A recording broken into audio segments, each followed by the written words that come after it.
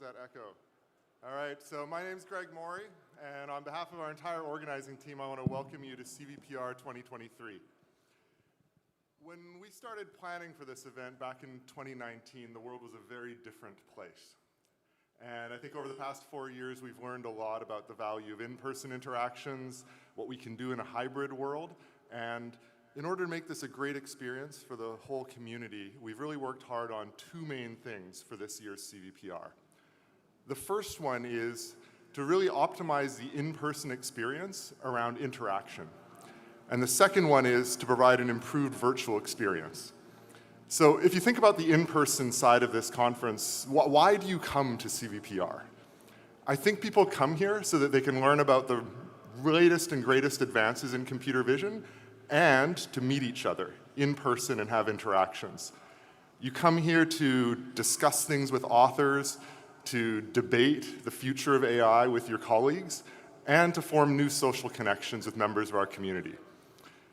And what we've done is we've really designed a program for you that allows as much interaction as possible while getting that scientific benefit of the latest advances in computer vision. The second thing we did is we invested in a new virtual platform and website. And this is something that's built to last. It's built for the future.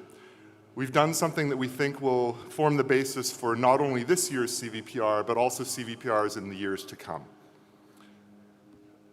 Putting on Cvpr involves work from a huge group of people, and I really want to acknowledge the work that our entire organizing team put into making this event possible. In addition, we're really grateful for the generous financial support of our sponsors. And I look forward to seeing them, along with 116 leading organizations who will be presenting at the Cvpr 2023 Expo all week. So thank you very much for your support. Cvpr's in-person attendance continues to recover from the 2021-2020 years where we had a virtual-only experience. So in-person attendance continues to grow. This attendance is highly international. We have more than 8,000 registered attendees this year who come from 75 countries and regions around the world. Many of those people needed visas to come to Cvpr. And the organizing team did everything we could. We worked really hard, partnering with local organizations, government, and so forth, to try to support attendees who wanted to be here in person at Cvpr. In some cases, we were successful, though unfortunately in many, we were not. And it's a very personal thing. Like for me, and I think many people in this audience, I have colleagues and really friends who I was looking forward to meeting for the first time in a long time here in Vancouver. And because they weren't able to get visas, they weren't able to attend. As you saw in the previous slide, Cvpr is a highly international organization, highly international community. And I think that's what makes it really strong. The fact that many of our members can't attend in person, I think that really weakens the conference experience for all of us. And it's something that's really near and dear to my heart, and it's unfortunate we aren't able to have everybody who wants to be here with us today. Cvpr engaged in a number of efforts to increase diversity in our field overall. I really want to thank our Diversity, Equity, and Inclusion chairs, Fatma, Kate, and Thibaut, and our Accessibility chair, Dana, for all their efforts in this regard. Among the initiatives that we took on, we provided travel support for a large number of attendees. We organized a high school visit event. We'll have about 250 high school students coming through Cvpr on Thursday. And we conducted an audit of the Cvpr website for accessibility so that everybody can view the content that we have available. As I mentioned up front, the new website that we've done, as well as the virtual platform, are multi-year endeavors. And so the things that we learned from this audit will benefit not only this Cvpr, future Cvprs, as well as our sort of sibling machine learning venues that utilize the same conference platform for their website. I'm not sure how many of you are coming to Cvpr for the first time. I've been around for a while. I think it's like my 20 plus years coming to Cvpr. And my experience when I show up here, it's sort of meeting a bunch of old friends, hanging out, going for drinks, having a good time. As our field continues to grow, that experience is different for many people who are either here for the first time and don't have a network of friends that they can catch up with. Yale Song did an amazing job. He came to me with this idea that, you know what we need to do? We need to bring this concept of community-driven social events and musical performances to CVPR as a means to provide a sort of grassroots organization for people who want to meet new friends, build a small community, and especially as we get up to 8,000 attendees, we need smaller venues and places where people can meet in like-minded areas and find new colleagues to bond with. And I'm really excited for this. Tonight we'll have community-driven socials, and tomorrow night we'll have a house band from CVPR as well as others performing at our reception. So I'm really looking forward to that event. And a big thank you to Yale Song for putting that together. We also have events that focus on students. I mean, these are core contributors to our community as well as the future leaders of this CVPR world. We have the Doctoral Consortium that was organized by Catherine and Wisey. This is an opportunity for either recent PhD grads or nearly finishing PhD students to meet up 1 to 2, very small group with leaders in our field. Giovanni and Angel also put together a speed mentoring event that's putting a large number of students, again in small groups, meeting with senior faculty and industry leaders to try to learn about the future of our field and how to become a great leader in computer vision. There's a lot of information we need to push out to our CVPR attendees, and I'll be honest, I'm not in the social media generation. I really struggle with it a lot. We have this great group, Abby, Costa, and Bo Cheng. One of the great things they did is they created an official CVF Weibo account. And this is new this year. It's important to me. We're reaching a broad international community via that. And I tried my hand at acting like them. I created a little meme for them, and honestly, I don't know if it works, but it was something like this working with them. CVPR, over the past 2 days, hosted a large number of workshops and tutorials. 100 workshops and 33 tutorials. And again, I think it's incredibly important for our field as we grow and we explore new areas. Workshops, tutorials are places where people can learn about these sort of new areas of computer vision. And honestly, some of them are bigger than the first CVPR I ever attended. Some of these workshops are hosting close to 1,000 attendees. It's really amazing what's happened. And our workshop and tutorial chairs, you, Olga, Serena, Shiyu, and Janshin did an amazing job coordinating this effort. It's a ton of work, and big thank you to them. Finally, our demo chairs this year were John Barron and Gim-hee Lee. The demos are going to be hosted. We have 60 of them that they've coordinated the acceptance of. And in addition, with the burgeoning interest in AI-generated art, they decided to curate a collection of AI-generated art videos. And there'll be 120 of them that will be playing a video loop. Here's a small teaser of what the artists have created. Those will be shown in a video loop in the demo session 10 to 4 p.m. Every day this week. And with that, I'm going to hand it over to Andreas, who's going to tell you a little bit more about the program that we have.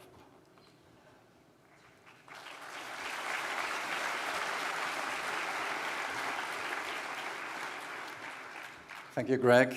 I'm excited to speak here today as a representative of all 5 program chairs that have worked hard for the last 2 years or so to make this event happening. CVPR continues to grow, not exponentially, as some people might have feared, but rather linearly over the last couple of years. This year we have received over 9,000 submissions, out of which 2,359 papers have been accepted to this conference. This is great. However, growth also creates challenges, right? And so maybe 1.5 years ago or so, the general chairs and program chairs of this conference sat together and thought about how we can possibly address those challenges. And we came up with some quite radical changes for this conference that have already been a hot topic of debate at the AC workshop 3 days ago. So we're trying to experiment something new here, and we're going to evaluate how well it works. So we hope you like it. The first change that we have implemented is in the review process. This year, for the first time in CVPR history, we have been using the Open Review platform for handling the review process. We're using Open Review because of its stability, because it doesn't crash before the deadline, and because it provides on average very good reviewer to paper assignments. We've also introduced changes to the review process itself by introducing another layer to the review process with the senior area chairs, which we have been inspired by other conferences like NeurIPS. This year we had 7,000 reviewers writing a lot of fantastic, mostly fantastic reviews. We had 400 area chairs whose role was to discuss within their area chair triplets and with the reviewers and writing the meta reviews and making the decisions. And as an additional layer, we had the 30 senior area chairs that were coordinating the triplets and really helping with all the issues that came up, which couldn't be handled by only 5 program chairs, given the size of this conference. Well, and the role of the program chairs was to write lots and lots and lots of emails. You might have gotten some of our emails. So if you ever want to work on improving your email writing capabilities, I can highly recommend to you to become a program chair of one of these future editions. I want to give a big shout out to and thank you to all the reviewers, ACs and SACs for all their great work and the time investment, as well as to the technical chair, David Hafner, who helped us with getting Open Review running, the publication chair, Eric Mortensen, and the entire Open Review team for their swift support. Just as an example, the concept of triplets is something special to our community and hasn't been implemented in Open Review, so that had to be implemented, and we discovered that pretty late during the process, so that had to be implemented within a matter of days by the Open Review team on the fly. So they did a fantastic job. Another set of changes that we introduced is changes to the conference program itself. And these changes were primarily guided by one single question. What is the core value of a conference?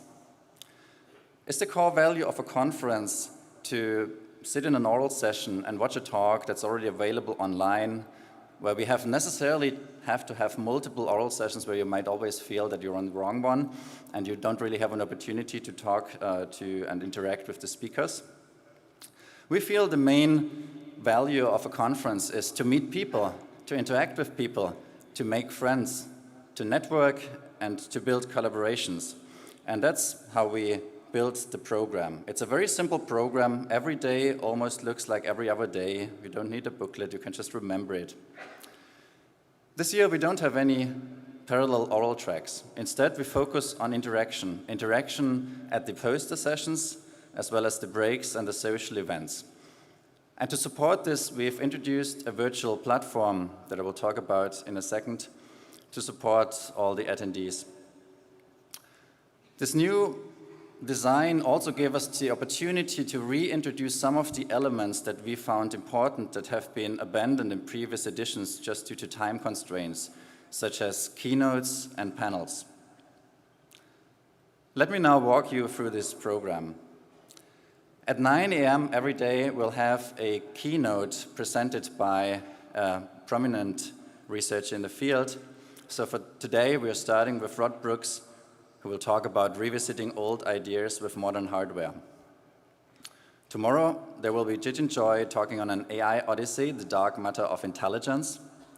And finally, on Thursday, we'll have Larry Sidnick talking on modeling atoms to address our climate crisis. All extremely exciting and important topics that concern us all, and I hope you are as excited as I am to attend these keynotes. In the afternoon of every day, we have a panel discussion. Today, we'll have a panel on the history and the future of AI and computer vision. Tomorrow, we'll have a panel on vision, language, and creativity. And on Thursday, we'll have a panel on scientific discovery and the environment. For all the keynotes and all the panels, we allow questions from the audience.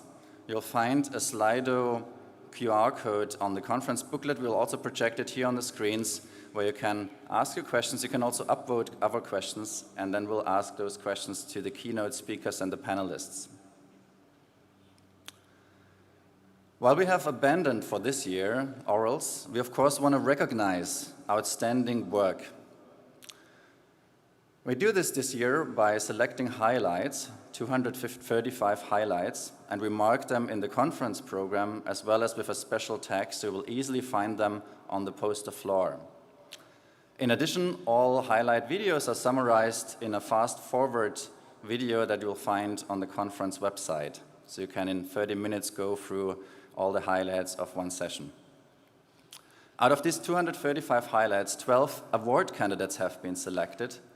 And in addition to the label, they will also be given the opportunity to hold a plenary presentation here in this room at 3 p.m. on Tuesday and Thursday.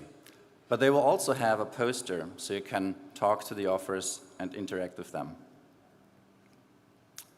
Tomorrow, at the same time as now, we'll have the award ceremony. I want to not tell much about the awards, of course, but just give a big thank you to the award committee for selecting 5 awards that will be announced tomorrow. And of course, also the CVF and PAMI-TC awards will be announced tomorrow. We have also moved the PAMI-TC meeting earlier, which was traditionally in the evening. We've moved it to 3 p.m., so we hope that most of you can attend this important meeting to discuss matters that are important to our community, including the motions. Let me talk briefly about our new virtual and Cvpr website. In the past, program chairs often contracted with different companies to build customized websites, but we thought, like, this is not sustainable, so we want to build something for the future. And now we're contracting with Lee Campbell's team, who is also doing the website for NeurIPS and Call, and they have built a website and a virtual platform for us. This website has just a single login, so you'll have the same account throughout the years, and you can see all the future editions of Cvpr. We might also populate it with the history at some point, with all the typical information there. If you click on this button, you get to the virtual site. And the virtual site is really designed to be an asset for both virtual and physical attendees to prepare for the conference. For example, if you go onto the landing page, you'll find the live stream of this event, if you cannot attend in person. And you'll find, again, also the Slido code and other useful information on how to navigate the site. If you click on the Schedule tab, you'll find an interactive schedule that you can display on your PC and on your mobile phone. So, for example, you can go and open one of the poster sessions. And for each paper at this conference, we have a dedicated page. And this page shows links to the PDF and the project page, which is so common these days with every paper, as well as an 8-minute video and an asynchronous chat to discuss with the authors in case you're not able to attend in presence. You can also bookmark papers to find them more easily later on. If you click on the Papers tab, you'll see a browser. So you can click on the browser mode here, and you can search for papers by title, author, or session. You can also filter papers based on what you have bookmarked or what you have visited before on the virtual site. There's also this visualization tab here, where you can see a little T-SNE kind of visualization of embedding of all the papers. So if you found a paper that you're already interested in as a seed, you might find interesting papers in its vicinity. This year, Cvpr has about 400, despite having 6 poster sessions, we have about 400 posters per session. So it's a daunting task to even go through all the titles and read all of them to know what you want to attend, at least for myself. So this year, we're partnering with Scholar Inbox to find posters that you're interested in more efficiently. All attendees have received a registration link. Registration takes about 5 to 10 minutes, and you will get a personal program after that you can still modify and load on your mobile phone and take with you during the conference. The machine learning group from Georgia Tech also provided us with some very nice visualizations that you'll find on the website. I want to just show you one of them. This is Cvpr by numbers, where you can see the most popular topics and the least popular topics at this year's event. With that, I want to give back to Greg for closing the opening.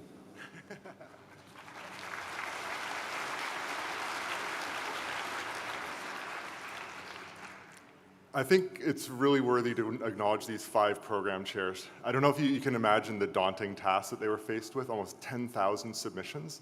I don't know if you think like 30,000 reviews. Imagine that was your job, that you need to find 30,000 reviews and make sure all this happens to a deadline where people are going to have to write rebuttals. The 5 of you did an amazing job, and just thank you. It's just incredible what you do. Thank you so much for all your work.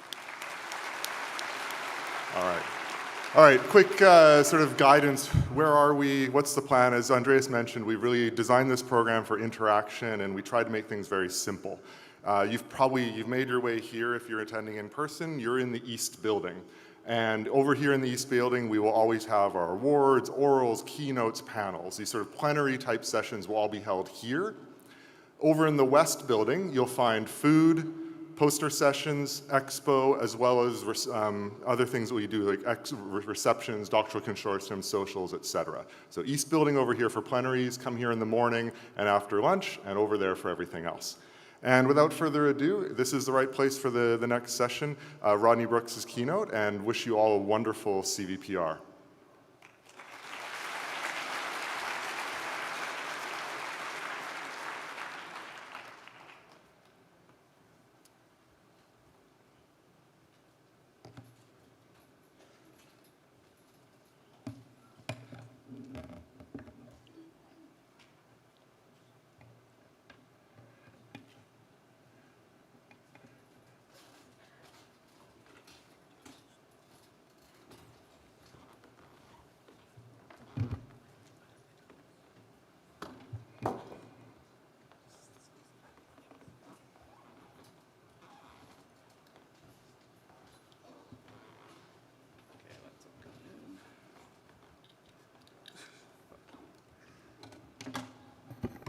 All right. Do we have the Slido QR code on one of the screens? Can we? Awesome. So we're going to use Slido to collect questions from the audience during the keynote.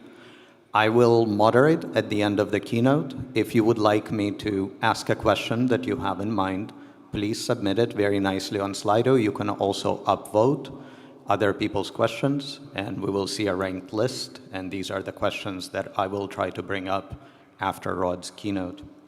With that, I am honored to introduce Rod Brooks. Rod is one of the most influential researchers in AI. He spent a big part of his career at MIT, where he was the founding director of the MIT Computer Science and Artificial Intelligence Lab. He is also a founder of multiple startups, including iRobot, which created the iconic Roomba robot. Rod is known for many things, but one that I particularly appreciate is the clarity and independence of his thinking and his willingness to challenge the status quo. In the late 1980s and early 1990s, he wrote a series of papers such as Intelligence Without Representation and Intelligence Without Reason, which had a transformative effect on artificial intelligence.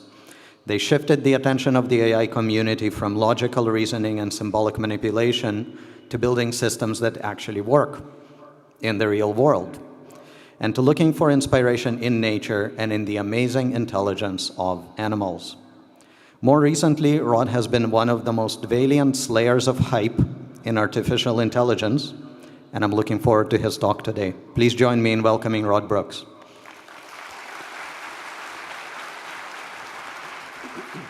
Well, thank you. I'm honored to be here. Thank you so many people for coming out. And by the way, program committee, I can't imagine doing that job. A little craziness on your parts. Big craziness. So I just checked in my CV. The last time I published a paper on computer vision was 1993. So I've been away for 30 years. And things got bigger while I was away. Now, I've been away in the sense that I don't write papers on computer vision, but I certainly have a lot of computer vision engineers working for me in various companies. This is the title of my talk, Recycling Old Vision Ideas in a Modern Computational World.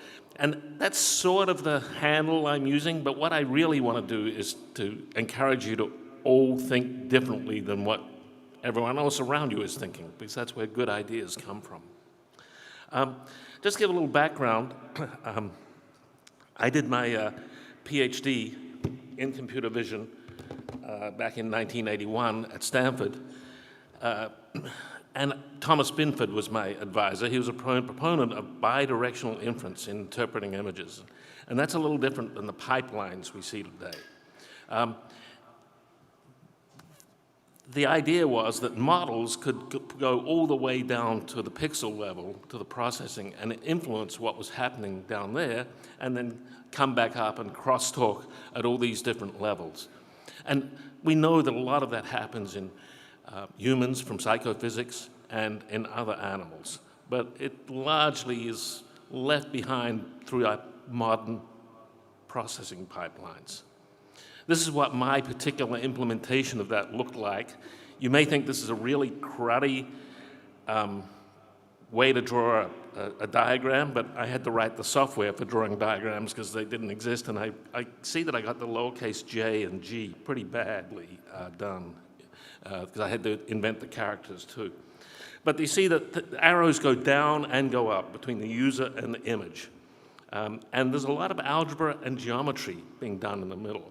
And sitting through some talks yesterday, I was thinking, wow, everyone here is really afraid of geometry. They try to avoid geometry at all costs. Geometry's your friend. Just remember that. Geometry's your friend. The particular representation that I had for models was in terms of shapes, where a cross-section could be moved along a spine and changed in some ways. And then models, which are parameterized. So this one model produces those 3 different electric motors or these 2 very different airplanes. And then the idea was to take images, run an edge detector at the bottom, and then go up and down the 2 levels and eventually get interpretations so that on the bottom right-hand side, without knowing anything about the camera, it said that's an L1011. It's certainly not a 747. And in 4 years, I actually processed 3 images.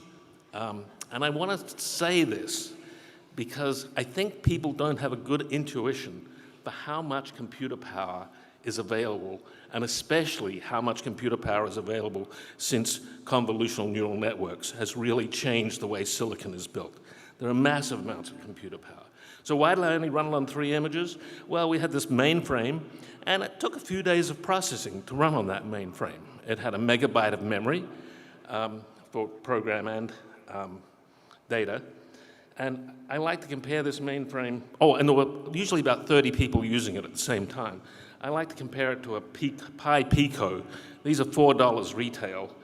The processor on there, in terms of instructions, it's a dual core M0, about 100 times faster than that mainframe. Less RAM, more flash, but it's not being used by 30 people. So that was the amount of computation. This is the disposable computer. You have incredible power at your fingertips. Later, with Takeo Kanade, I started the International Journal of Computer Vision, and I edited 7 volumes, 23 issues over 5 years. There were 98 papers in computer vision in 5 years. I did count the number of papers here. I came out with a different answer. I was off by 2. I thought it was 2,357 papers at the conference here. This was 5 years of output. This was the premier journal, 98 papers. So, okay, it's a lot of papers. Should be a lot of original ideas there. So let's look for original ideas. But I'll come back to this because there are a lot of topics there. So first I want to say ideas come around again and again and again, and you get better results sometimes. You know, the thing, madness is doing the same thing again and again, expecting a different outcome. Well, actually, doing the same thing again and again, revisiting, replowing that research field, maybe you will get different outcomes, especially if you have massively different amounts of hardware than the last time it was looked at. And nth generation neural networks have driven massive new silicon architectures along with the end of Moore's law and Dennard scaling.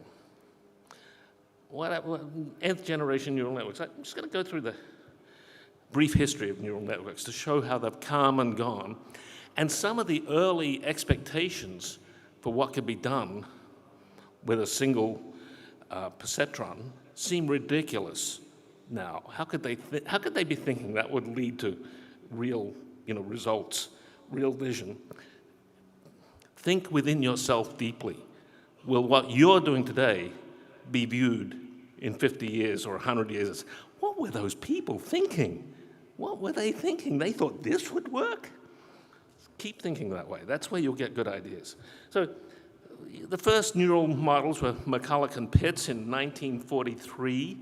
And like just about everything Warren McCulloch did, he had a tremendous influence on artificial intelligence, artificial life, and a whole lot of other fields. Just about everything he did, it was sort of made up of whole cloth. It was about neurons in the brain, but he just sort of made stuff up. So he modeled neurons using disjunction and conjunction. He was probably influenced by Claude Shannon's recent ideas. In 1938, Claude Shannon had invented logical gates, OR gates and AND gates. Someone had to invent them. It was actually Claude Shannon in his master's thesis. And so these neural models were clocked in lockstep across the network, and they did disjunction, conjunction, negation, and he had a logical calculus out of that, which was really about proving some theorems and not too related to the brain, but this idea took off. Everyone started thinking this was the model of the brain. Von Neumann referred to this paper many times. It was a very popular paper. The only references this paper had were to logical syntax of language, that's formal language theory, to Hilbert, and to Principia Mathematica. There was no reference to anything about actual wet neurons. Although McCulloch and Pitts did come back a bit later and do some stuff, which I'll talk about in a few minutes. In 1950, Donald Hebb came up with what's known as Hebb's learning rule, which says that if multiple A's influence the firing of a neuron B, then if A repeatedly takes part in firing neuron B, then the synapse from A to B is strengthened. And so you start to get correlations amongst inputs, which are important because they all have stronger synapse strengths. Marvin Minsky, who many of you have heard of from AI, wrote a thesis on neural networks in 1954, and all the diagrams were hand-drawn, as you see here, but he took ideas from Hebb and tried to build learning networks using the Hebbian learning rule. Didn't go very far. Rosenblatt in 1958 came up with the perceptron, which was just a linear weighted threshold, single neuron. But I really like the cover of this report from Cornell. Introducing the perceptron, a machine which senses, recognizes, remembers, and responds like the human mind. This was a single linear threshold device, okay? But it did all that stuff. The height machine was around then. The height machine is much bigger now. He used a digital computer at Stanford. Widrow had a chemical memista with a single linear neuron for learning. And then there's all sorts of stories of why this happened, but Minsky and Papert sort of killed off the field in 1969 with their book about perceptrons, which on the surface looked like it was advocating for perceptrons, but really the theorems in there showed that a single perceptron couldn't do much, couldn't do XOR, of course. And you can see from the titles of the sections that they were a little not exactly supporters there. Mythological computers, cybernetics and romanticism. There were big fights with Norbert Wiener at MIT at the time. So neural networks were killed off. It was dead. Paul Werbos, in his Mathematics, and this is a book he published in 1994 to try to reclaim his earlier results, came up with backpropagation, but no one knew. No one had heard of it. And it came a bit later. 1979, at IJCAI, International Joint Conference on Artificial Intelligence in Tokyo in 1979, it was a big conference. It was the biggest conference I'd ever been to. It had about 200 people at it. It was enormous. So I don't remember all the papers. I don't remember this paper. I must have been there, but I don't remember it. So Fukushima came up with the idea of position invariant responses, which is the basic idea of shift invariance, which was the key to convolutional neural networks. That was 1979. And then, at the time, he was trying to recognize hand-drawn digits. Later, in the 80s, Rumelhart, Hinton, et cetera, published backpropagation. Now everyone knew about it. Backpropagation became set out for revival for neural networks, back from long being dead.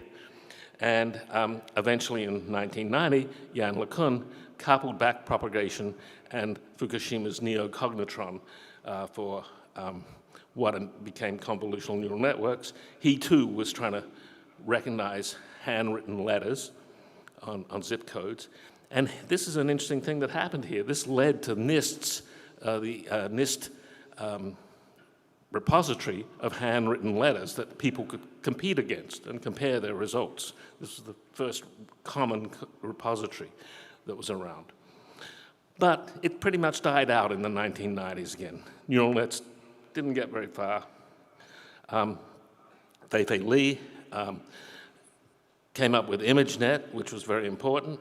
It was introduced at Cvpr in 2009. That's only 14 years ago. And then at NeurIPS in 2012, I believe at Jitendra Malik's telling Hinton to try this, Hinton applied deep convolutional neural networks to images, and that's why the field has exploded, of course, because they worked much better than anything else. And everyone has pushed on that sort of learning, and the deep convolutional neural networks meant we could get end-to-end learning. And so now you're all slaves, or you know, to end-to-end learning. You all think you have to do end-to-end learning. If it's not end-to-end learning, somehow you're not doing it right. There's other things in life, people. There's genetic information that lets you, see when you open your eyes without learning a damn thing. There is more than end-to-end learning. That's what everyone aspires to. Be different. Aspire to something better. So deep learning has brought new capabilities to AI. And in particular, it's come about at around the same time Moore's law has run out. And what do I mean by Moore's law running out? Computers are getting better and better, but they're not getting better and better in this way they used to get better and better. They used to get better and better by halving the dimensions of feature size. But now we're down to 3 nanometers. That's like 7 atoms on a side. You can't get a gate without a few atoms. You can't keep making them smaller. There's nothing there to do the gate stuff. So traditional Moore's law has come to an end, and Dennard scaling means that you can't just make things faster and faster.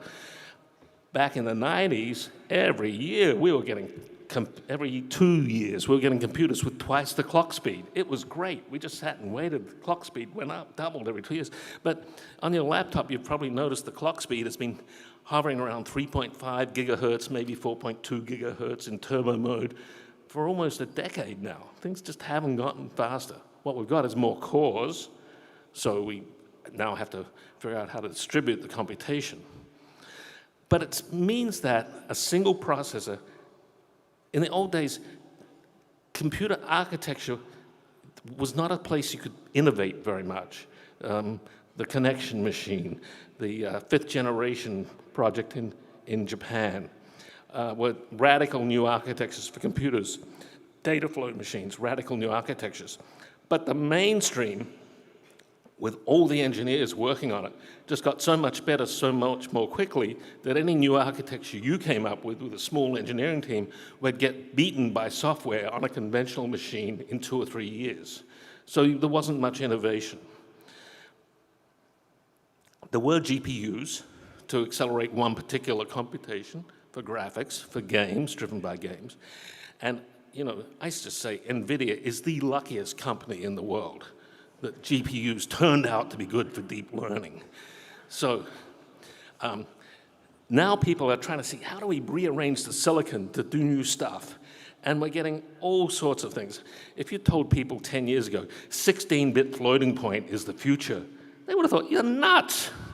You know, we're just shifting from 32-bit to 64-bit floating point. You're saying we're going to go to 16-bit floating point? But 16-bit floating point is probably the majority of floating point operations in the world now. And that's driven by deep learning. So, and also computation's moving out to the edge, onto the cameras and other sensors. And it changes the architecture and the performance levels that you can have. But this does require understanding the silicon and understanding how the pieces work, which is the best fun in the world, in my humble opinion. But I know a lot of people don't like doing it. But there's some stuff to be had there.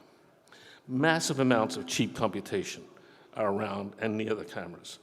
In my company, we're using Intel's Myriad processor, which is on the RealSense. It's also on Oak cameras.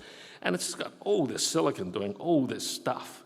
And if you can get your problems to work on that, you've got massive amounts of very cheap computation to make very vision intelligent, in a way, robots. In our case, we've got this robot with 20 cameras on it, doing all visual SLAM, no LiDARs, running lots of models, recognizing people, when someone's a person. That's for warehouses, particularly good at recognizing ladders. Don't hit a ladder if you're in a warehouse. That's a bad thing to do. So recognizing categories and doing a lot of stuff and doing localization. That's what my company's doing at the moment.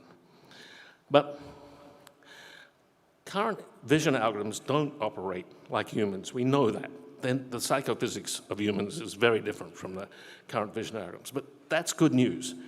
That means there's at least 2 ways of doing things. And if there's 2 ways of doing things, there's probably 10 ways or 100 ways of doing things.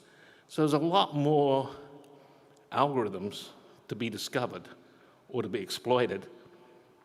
And a good, I think, approach to this is look at what the hardware is, what it can do, look at algorithms that have been around before, which didn't really work out. And if they didn't work out in hindsight now, due to not having enough computation, maybe there's some oomph that you can get by going back and looking at old ideas.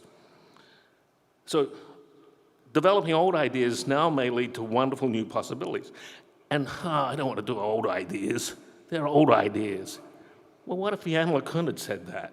What if Jeff Hinton had said that? You wouldn't be here today doing this if that's what they'd said, because they were old ideas. They'd been around for a long time, and they went back to them, and they thought about them differently, and out of that came a lot of interesting things.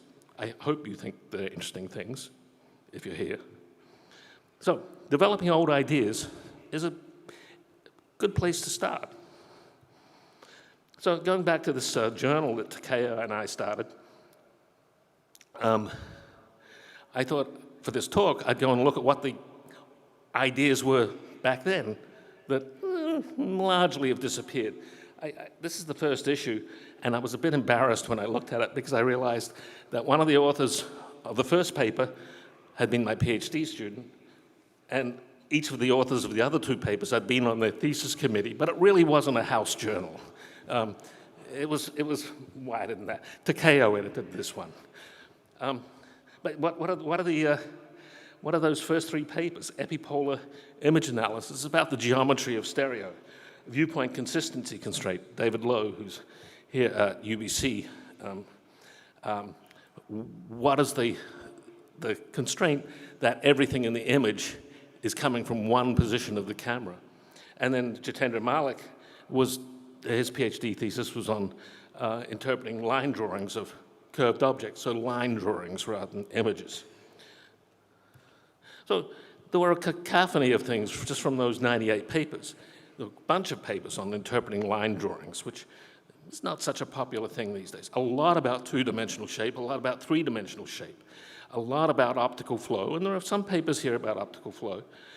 Color constancy, which largely gets ignored in deep learning. And that's why we see a lot of stupid mistakes in deep learning images, where we can get, we can tweak the a sign, say, and it will get recognized as a different sort of sign, even if the color's wrong, because there's no color constancy, which is not something that's easy to learn from looking at whole images. Structure from motion, getting color from black and white even, segmenting 3D moving objects, a lot of geometry. And geometry, I think, can lead to a lot of good understanding. If you weren't using geometry well, we wouldn't have visual SLAM. We wouldn't have SLAM at all. Geometry is important there, but geometry could be more important, more generally. So that's all I'm going to say about how to go and look for ideas to reuse and put on new hardware. Now I'm going to switch modes a little bit and come back to this at the end. And I'm going to go over my 7 deadly sins of predicting the future of AI, because a lot of people are committing these sins right now. I've seen it in some of the talks I've visited yesterday. Large language models are encouraging people to sin grievously. So let me talk about the sins. And I wrote these in 2016, I think, 2017. I'm going to update them a little because, I've been bashed on Twitter for some of these being out of date. Well, it's easy to get bashed on Twitter, but sometimes when you get bashed on Twitter, it's for a good reason. So I'm fessing up to that. But here's the 7 deadly sins, and I'll give examples, and they're happening all the time. First, about over and underestimating. We tend to, Roy Amara, the president of the Institute for the Future in Palo Alto, he said, we tend to overestimate the effect of a technology in the short run and underestimate the effect in the long run. And we see that every day in the current hype cycle. Oh, it's going to destroy all jobs. Oh, it's going to cause the end of mankind next week. Overestimating it in the short term. But I think people probably don't understand what it will do in the long term. My favorite example of this is the movie Desk Set, starring Spencer Tracy and Katharine Hepburn from 1957. There's Katharine Hepburn on the right. She's a librarian in the company. Companies used to have librarians so that executives could ask questions about stuff, and the librarians would go through paper and books and encyclopedias and come up with the answer. There was no Google search. It was the librarians who were the Google searchers of the past. And there on the left is Spencer Tracy, the bad technologist who's brought this digital computer, punch card digital computer, probably running at 50 kilohertz. And it's going to destroy the jobs of the librarians. The big fight, of course, they fall in love, etc. It's a movie. That's what happens. But in reality, the number of librarians in companies went up and up and up for over 40 years. They were in incredible demand, even though these computers were around. But then eventually, they got killed off. Once we got mobile web and enough stuff on the web, and good search engines, we didn't need human librarians anymore. So it was overestimated in the short term. The librarians' jobs are about to go away, but I don't think anyone had any conception of the power of these devices, which we'd all carry in our pockets, just came out in 2007, so exactly 50 years later, which is why I have an image of the first iPhone there. So people overestimated in the short term the end of jobs, but underestimated how it would transform society and how we all walk around bumping into things today. And the same is true of lots of other things. GPS was overestimated in the short term, had many decades. Now it's having big impact. The one I'm not sure about here is blockchain. It's certainly overestimated. Is it underestimated in the long term? I think the jury's still out on that one. But certainly many of the others. And actually, let me talk about. I'll come back to overestimating in a second. Second thing, and this has been just going wild on large language models. Arthur C. Clarke who was a science fiction writer, also invented the ideas of communication satellites. He thought they'd be using vacuum tubes, and astronauts would have to replace the burnt-out vacuum tubes in orbit. That was how he saw it happening. He was a technical consultant on 2001, the movie, and he had 3 laws. Distinguished but elderly scientist states, yeah, you better watch that one. Watch that scene right here. But the third one is any sufficiently advanced technology is indistinguishable from magic. So and this is what the press is doing with AI right now, because the press doesn't understand it. Most proponents of AI or people working in AI, the CEOs, don't understand it. So it can do anything. It's magic. We certainly saw that with, we've seen that again and again. We saw that with IBM's,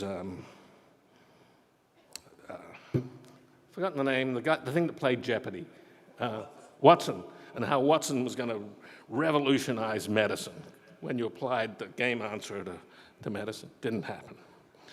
But it was so magic that it had played a Jeopardy. So let's do an experiment with some magic. Let's get a time machine, and let's go track down Isaac Newton. Let's get him at the end of his career, around the year 1700 or so, and we'll kidnap him, and we'll take him to the chapel of Trinity College at Cambridge. Now he was in Trinity College. He was master of Trinity College eventually, when he was the Lucasian professor. And the chapel hasn't changed much. So we could move him in the time machine. It's magic. We could move him in the time machine to today, 3 centuries later, and he wouldn't notice that he'd traveled in time. It would look just like regular. It's okay, do it during the day, so there's no electric lights on. And then give him an apple. Oh, not that one, that apple. Give him that apple, okay? He was the professor of optics. And, he was the guy who put the prism in the sunlight to spread out the colors. And, the place you could get light from was the sun and fires. And now you give him this thing with this glowing screen, and you touch it, and it completely changes. To him, he has no way of explaining what that is. Imagine, you're showing him a movie, or then taking a movie of him, and then showing the movie of him to him. He wouldn't be able to explain it all. And he was a really smart dude. He did a lot of stuff. But he would have no possible way of explaining that technology. So he wouldn't be able to distinguish what thoughts he had about it, which were basically correct, and which were incorrect. So this thing is glowing with light. Could you ask him how long do you think it can glow with light? He would have no way of answering that. 5 years? 2 minutes? He knows nothing. It's out of his realm of possible understanding. And that's what's happening with a lot of AI in the press and AI with pundits.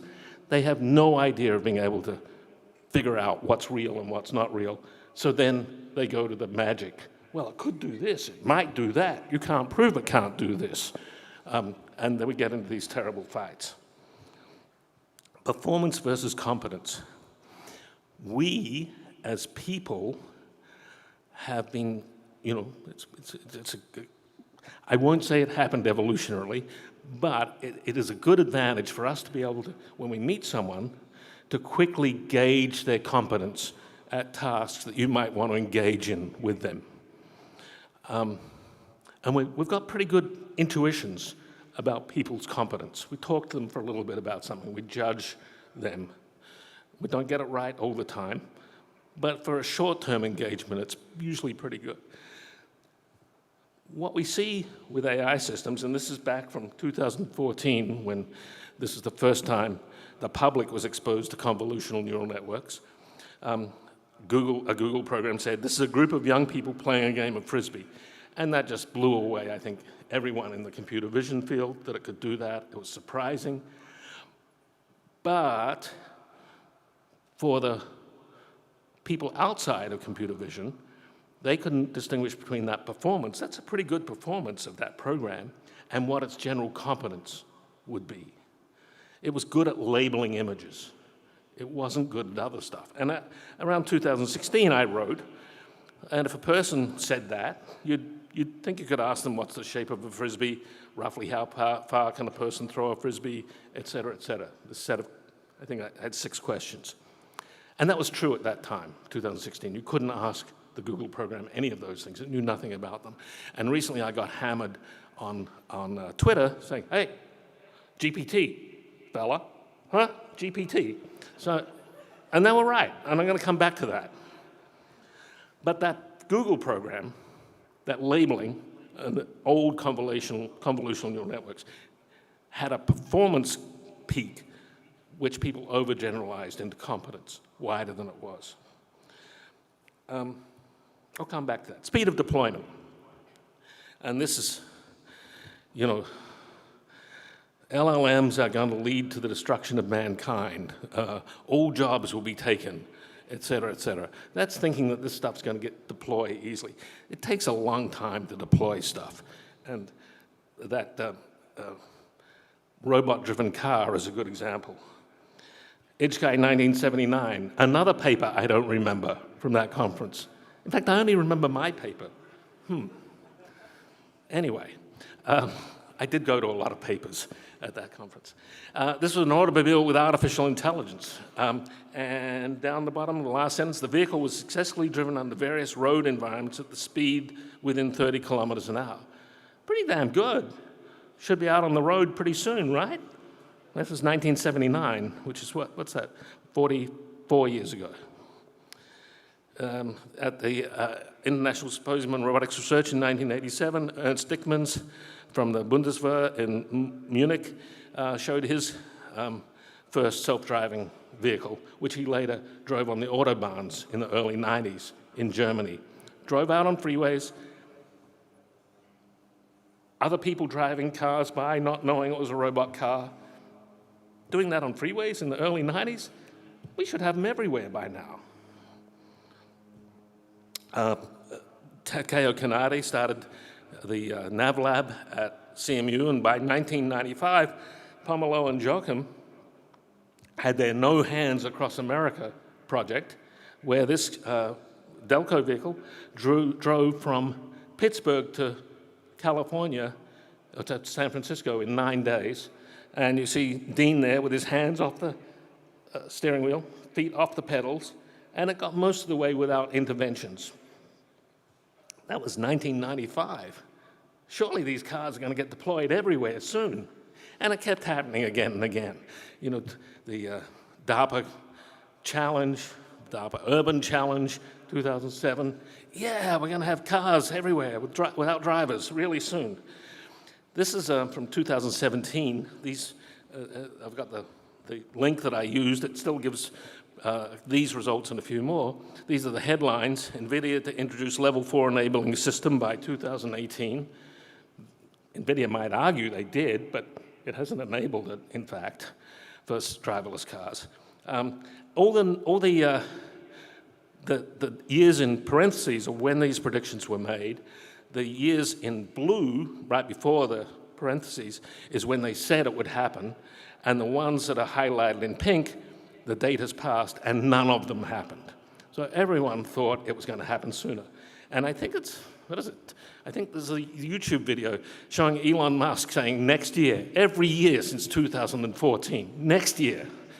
In 2020, I think, in 2020, I think he said by the end of next year, 2021, there are going to be 1 million self-driving Tesla taxis on the road. 1 million. They haven't happened. Now, progress is being made. I first rode in a Waymo in 2012. In May of last year, I took a bunch of rides in San Francisco after 10:30 p.m. in a cruise with no driver, no safety driver. And a few weeks ago, they said that I could take him starting at 9 p.m. And so I've been taking him every week. I go in driverless cars. On Friday, I got a note saying I was allowed now to take them during the day, so I'm going to start doing that. So they're coming in San Francisco, but massive amounts of training. I've never seen on my block a Waymo, a Zoox, a Cruise drive on my block. Cruise won't drop me off at my block. It's a steep block with a lot of parking, and it's just not doable. So level 5, everywhere, anywhere, anytime, as soon as it's fog, they all shut down, and they've got problems. So it's coming, but just not getting this deployed as fast as everyone has thought it would be deployed. Deployment of real stuff in the real world takes a long time. You know, low marginal cost goes to speedy employment, so Facebook deploys new code all the time, which is why Facebook often doesn't work in the middle of the day. It's a buggy release. Revenue-generating components, they have a 2-week cadence. But Silicon Valley sort of thinks about this, about everything. They've seen one demo, oh, it's going to be deployed. It's going to change the world. Speed of deployment is not there. When there's high marginal cost, it's slow deployment. So cars that are being delivered today that don't have self-driving hardware will still be on the roads in 2045. Houses around for 100+ years. B-52s were manufactured in 1961 to 63. They're still the mainstay of the US Air Force. And they're likely to fly for over 100 years. They've got upgrades, but they don't get deployed fast if there's a high marginal cost. And I even see Windows 3 running in factories. It's been running in the factory just fine. Don't mess with it. And if you think that's sort of, you know, a far cry, what about IPv? IPv version 6, 4-byte addresses. They were supposed to turn into, I think, 8 bytes or something 20 years ago, and we're still using 4-byte addresses and having hacks around them. Deployment is hard. Factory automation still uses PLCs. Tesla hires PLC techs. They're an emulation of electromagnetic relay circuits. I talked, the third bullet there, I was talking to a Japanese supplier, a major supplier. I said, do you upgrade the software on these things? They said, yeah, we try to do 3 upgrades every 20 years. The real world is different from the world we imagine life is in. And so there's a lot of impedance to adoption. It takes a long time to get adopted. Hollywood scenarios. Movies sort of how people think about how things are going to change the world. But what's a Hollywood movie? You take the existing world and you add just one item of fantastically powerful new technology and see what happens, which is not what happens in real life. So Bicentennial Man, which I think is probably the best movie about humanoid robots that was made. There's this Robin Williams being a robot. By the way, top left, when it comes out of the box and announces it, worst human-robot interaction ever. Do not emulate that. Scares the kids. But, you know, this robot can do everything. Look, you know, babysit the kids, amuse them, do stuff. But what's happening in the kitchen? Oh, the man of the house is reading the newspaper, and the kids are doing their homework on paper. Not an iPad to be seen anywhere. But the world changes along with the technology. By the time we have humanoid robots, we'll have all sorts of other stuff. Or Blade Runner, they're replicants, they're robots. How do they talk to someone? They go to a payphone. So that's not how real life works. You don't get one massive change, but people think about AI as if this thing changes and the rest of the world's the same, it's going to be really weird. And it would be really weird, because it's going to take a long time to deploy that AI system, and there'll be a lot of other new technology co-evolving with it. Exponentialism. Very rarely do I see a press report or someone who's not a nerdy mathematician saying it's exponential growth when it really is exponential growth. Exponential now means it grows fast. But let's go with the real version of exponential. Gordon Moore, he had 4 data points, and he hypothesized what would happen in the next 10 years. It was a great prediction. Went on for 50 years. In fact, if you go backwards, it's been going on for 120 years. And so that's trained us all to think that things just get better and better in a particular subfield really quickly and over a long period of time. But for most things, they don't get better and better over a long period of time. Trains, 1825, they went 50 miles an hour. United States trains go maybe 100 miles an hour. Chinese trains, 300 miles an hour, but not massively different.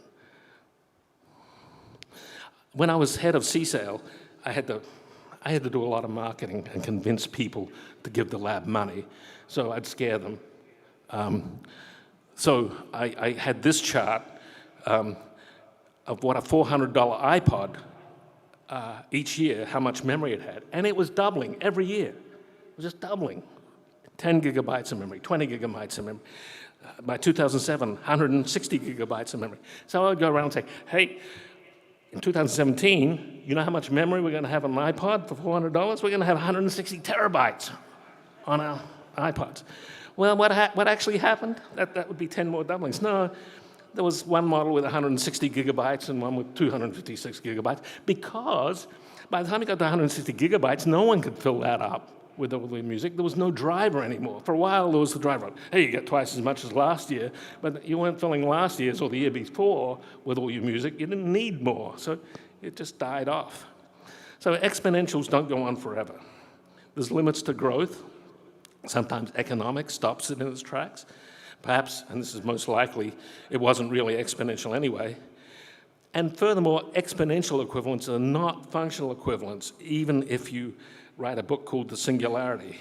Come back to that in a second. And your asymptote may vary. So, we've got time, we've got some measure, human level.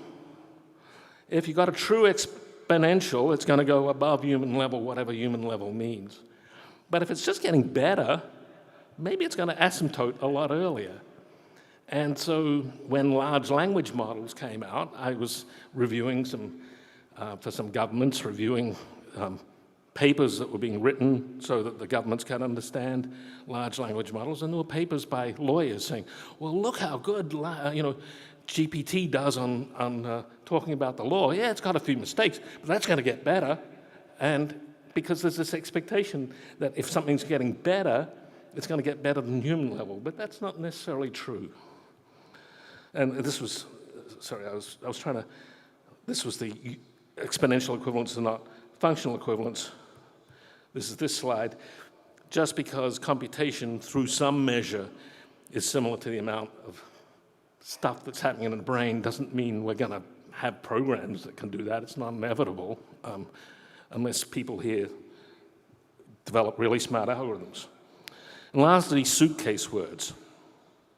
This is an idea from Marvin Minsky, but it happens again and again. Someone, many of you in universities, your lab reports to the press office at your university, this student just did this great paper that did this great thing. Then the press office hypes it up and says, we are the greatest university in South, whatever. And it comes from a word. It learned to do something. What does learning mean? When my last company, I had a VC, my principal VC called me up and said, ABB is contracted with such and such a company, and their robots are going to be able to learn. Do your robots learn? Panicked. But learn can mean so many things. You learn to play tennis, different from learning to ride a bike, certainly different from learning Latin, which is itself a different skill from learning algebra, or learning chess, or learning to play music, or learning your way around a new town. But we use that one word for all those things. So when there's a little advance made, people overgeneralize. And there's lots of words that we use to describe what our computers do and what people do. And in the people case, they're much broader. So they're the 7 deadly sins. Why am I telling you about that? Well, let's get back to those Frisbees. So I put my 7 questions into, I think it was GPT 3.5, and it did pretty well. had sensible answers. I even explored further from these questions, and it came up with good answers. Unlike sometimes what I'd ask at coding questions. But so what if we just glue ChatGPT to image labeling? Are we going to have AGI? Is that all we need to do? And again, as I went around and listened to some talks yesterday, I heard about tokens and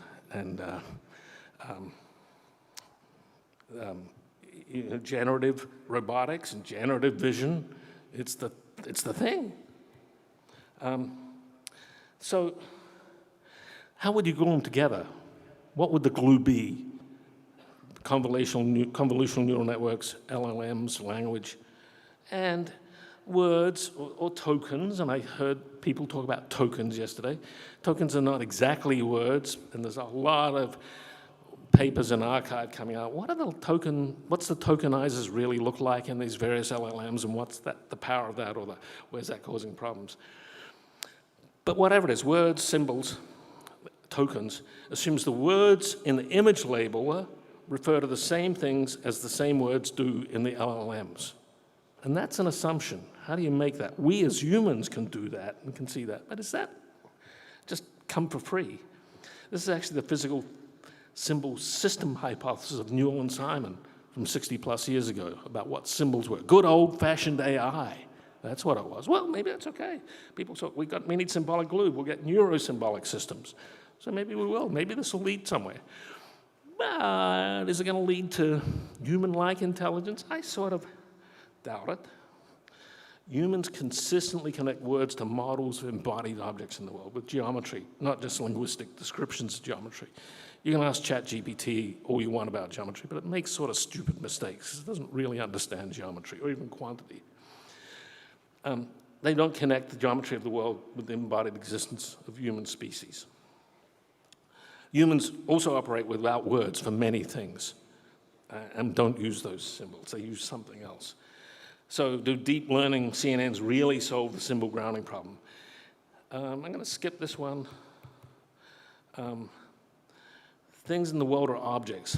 Good old-fashioned AI talked about the symbol grounding problem. You know, to what does a ladder refer? There's also the problem of stability of the grounding, which involves ongoing perceptual smoothing and integration. And if you want to make your heads hurt, this is Brian Cantwell Smith's simplest book by far. Don't read his old books. This is really, really junior grade, and any native English speaker will have trouble with it, so non-native English speakers will have even more trouble with it. But he talks about how our ideas and what I hear about tokens and connecting these systems together is relying on these Cartesian assumptions that the ideal model of thought is somehow logical inference, perceptions at a lower level. The ontology of the world is what Brian Cantwell Smith calls formal, discrete, well-defined mesoscale objects. And traditional representations in AI assume that the representation system works mechanically. I think we'd all want that to happen in any system we build. And it supports semantic interpretation. And people have used deep, convolutional neural networks to say it's giving semantic classes. Then he says some things which are really hard to understand. This is what he means. It's complicated. I won't go into that because I've run out of time. And CNNs and deep learning try to get at this part of the traditional system, and transformers try to get at this part. But what is perception really? And this is from my current company. We're looking at pallets because we're in warehouses. Those two are pallets. One's a 2x2, one's a 2x2, and one's a 2x1, different sorts of pallets. Sometimes they're colored. They're still pallets. But when does a pallet stop being a pallet? When is a pallet, that pile, they're pallets, sort of, but I'm not going to use those pallets with my forklift to drive around. It stopped being a functional pallet. So there's these fuzzy boundaries, which aren't about image characteristics per se, but they're about geometry and structure. And so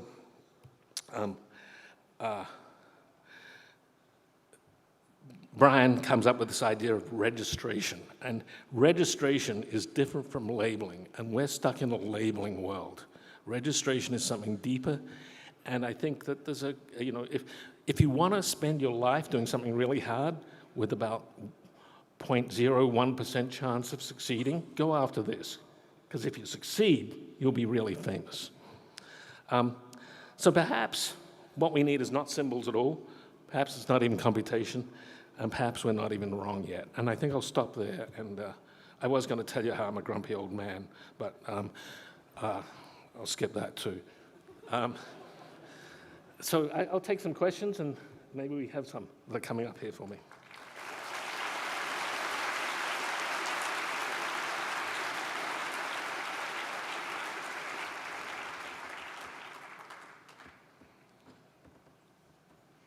All right, testing, testing. Good. So we have excellent questions from the audience on Slido, and I'll basically go in order of popularity by upvotes. How do we get new ideas from old papers? Do you recommend reading papers in depth or reading more papers? What aspects will you think of when reading those old papers? Yeah, track down where the ideas came from and read the first few generations of those papers. And read them. I mean, study them.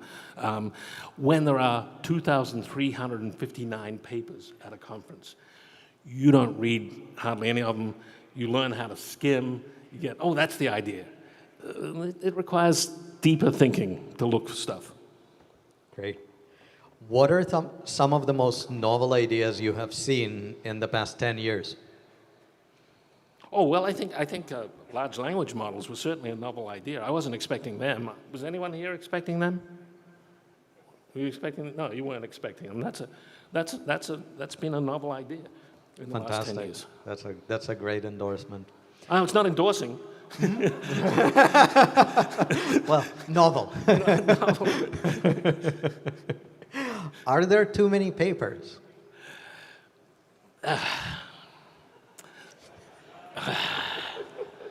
Well, you know, I won't say it about this audience, but I used to say, when I was head of CSAIL, and there were 92 principal investigators, 92 professors, I said, maybe I said it, and there were 450 graduate students. I said, we could line them up any order we want and just take half of them and throw them out, and the output of the place wouldn't change much. Because I thought that was way too many people. So my advice is don't stick in a field which is enormous. You know, all you can do there is try to creep up and be better and better. But Kevin Kelly's recent aphorism is, don't be the best, be the only. So work in an area where no one else is working, and it's really easy to be the best one there, if that's the case. Make it interesting, but yeah, right. So I dodged the question. What about foundational research by women? The question, well, I could show you another, my lab at MIT was half women. One of them is on the board of Hewlett-Packard. One of them was deputy CTO of the United States recently. One's vice president at USC. All of them have done fantastic foundational research and are the owners of their subfields. Fantastic. A couple more with lots of votes. What research directions are you most excited about? I'm most excited about you know, it's sort of what I said at the start about how there's these massive amounts of computation so we can do stuff that we couldn't do before. So let me give you one example. For years and years and years, people have said, do your robots have Asimov's 3 laws? You know, you can't hurt a person, you can't, you know, this whole thing about, you know, intentionally hurting people and stuff. And I always said, no, we don't have perceptual systems which can possibly give us enough information to do that. In the robots that I have at my company now, we've got a sort of version of Moore's law, because you can grab the robots and move them in power assist mode, but you can't hit a person with them because we have cameras detecting people. So we're starting to get Moore's law. So I think that's sort of fun, that we now have enough computation that we can start to not Moore's law, Asimov's law. We can't do Asimov's laws. Okay, here is maybe the last one. This is getting a massive amount of support. Is there any room left for research outside of deep learning? Well, yes. We will look back and it will be a blip. All those people that were so tied up with that, as we've had blips before. We've had so many blips over the last 50 years. It will look like a blip at some point. So keep sharp, look at other stuff. There are other things. I had been predicting that there would be something new coming on the horizon, which was not deep learning.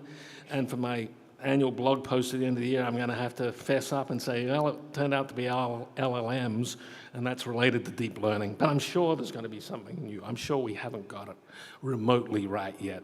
There'll be other stuff. All right, please join me again in thanking Rod Brooks. Thank you.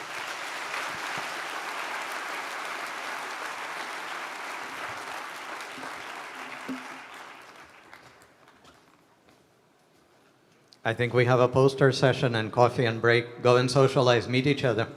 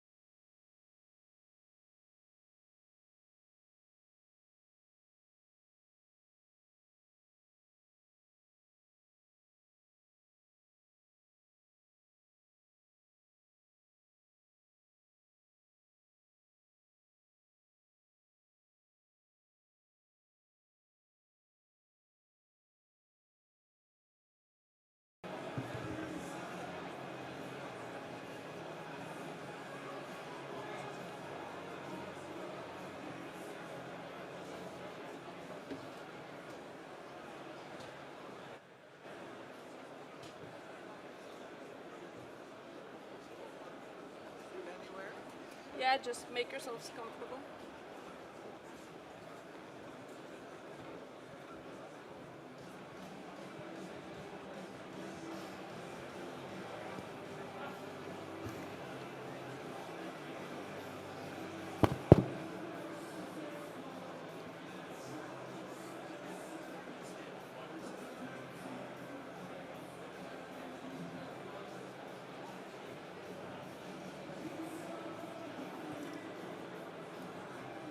All right. Welcome to the panel on history and future of artificial intelligence and computer vision. Let me introduce the panelists. We have Dan Hottenlocker. Dan has been one of my role models since grad school days. He got his PhD from MIT, advised by Shimon Ullman. For a long time, Dan was a professor at Cornell. Many of you have probably studied his 1987 alignment paper with Shimon, his 1993 paper on image matching using Hausdorff distance, and especially a lot of his work with Fedorov-Olzenswab, for example, on efficient graph-based image segmentation and on pictorial structures. But around a decade ago, Dan decided to leave the humble life of a vision researcher behind and to pursue the route of power and influence. He helped found Cornell Tech and became its inaugural dean and vice provost. In 2019, he became the inaugural dean of the Schwarzman College of Computing at MIT. And a couple of years ago, he co-authored a book entitled The Age of AI and Their Human Future with figures no less than Eric Schmidt and Henry Kissinger. I'm sure many of us would love to know how that one came about. Then we have Linda Shapiro. She is also one of my role models. She's a fellow Illinois alumna. She got her bachelor's degree there. She got her graduate degrees also in the Midwest at the University of Iowa. For almost the last 4 decades, she has been a professor at the University of Washington in the ECE and CSE departments. Over the years, Linda made many key contributions to different areas of computer vision, such as image segmentation, image matching, robot vision, medical applications. In 1991, she wrote one of the key and early textbooks in the field called Computer and Robot Vision with Robert Haralick, and she wrote another textbook a decade later. Recently, her research has been focused especially on applications of vision to medicine. She served as a chair of Cvpr 3 times, the first time in 1986, and held many other leadership positions in her field throughout the years. Welcome, Linda. Then we have Chelsea Finn. Chelsea got her bachelor's degree at MIT and her PhD at Berkeley. Her dissertation on learning to learn with gradients received the 2018 ACM Doctoral Dissertation Award. Now Chelsea is an assistant professor of CS and EE at Stanford. She received the MIT Tech Review 35 Influential Researchers Under 35 Award, and many, many other awards, including the Sloan Fellowship, NSF Career Award, ONR Young Investigator Award, and the list goes on. Her research focuses on methods for robots and other agents to develop intelligence through learning and interaction. In her lab, she has robots that can do amazing fine-grained manipulation tasks, for example, peeling eggs, and also fitting tiny contact lenses on toads to help them better catch bugs. Although I'm pretty sure now that I think about it, that one might have been an April Fool's joke. Welcome, Chelsea. And last but not least, we have Jamie Schotten. He received his PhD at the University of Cambridge. Part of his PhD work was the text-on-boost method for semantic segmentation. In fact, that might have been one of the first papers that coined the term semantic segmentation, which we now take for granted. I still have a vivid photographic memory of the figures in that paper because I followed up on it and I lectured on it for a number of years. After graduating, Jamie worked at Microsoft, where he eventually became head of the mixed reality and AI labs. There, he worked on pose estimation and 3D reconstruction from Kinect depth images. He authored the Cvpr 2011 paper entitled Real-Time Human Pose Recognition in Parts from Single Depth Images. And this paper received both the Best Paper Award in that year and the 2021 Longuet-Higgins Test of Time Award. If you know anything about our field, you should understand that this is a remarkable distinction indeed. Like Chelsea, Jamie was recognized by an MIT Tech Review 35 Under 35 Award, a Pammy Young Researcher Award, and the Royal Academy of Engineering Silver Medal. He was also elected a Fellow of the Royal Academy of Engineering in 2021. Currently, he is Chief Scientist at WAVE, where he works on embodied intelligence for safe and adaptable autonomous vehicles.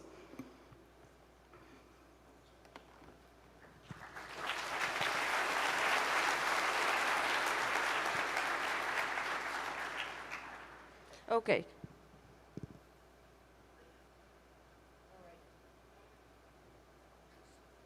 Okay, does this thing work? Okay. All right, so let's start by just briefly answering. I have this same question for everyone.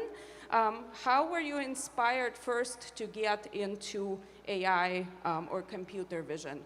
What inspired you, or maybe who inspired you? And also, how would you describe your relationship with the field today? So maybe start with Jamie. Okay. I guess I knew from a very early age, I was always fascinated by computers.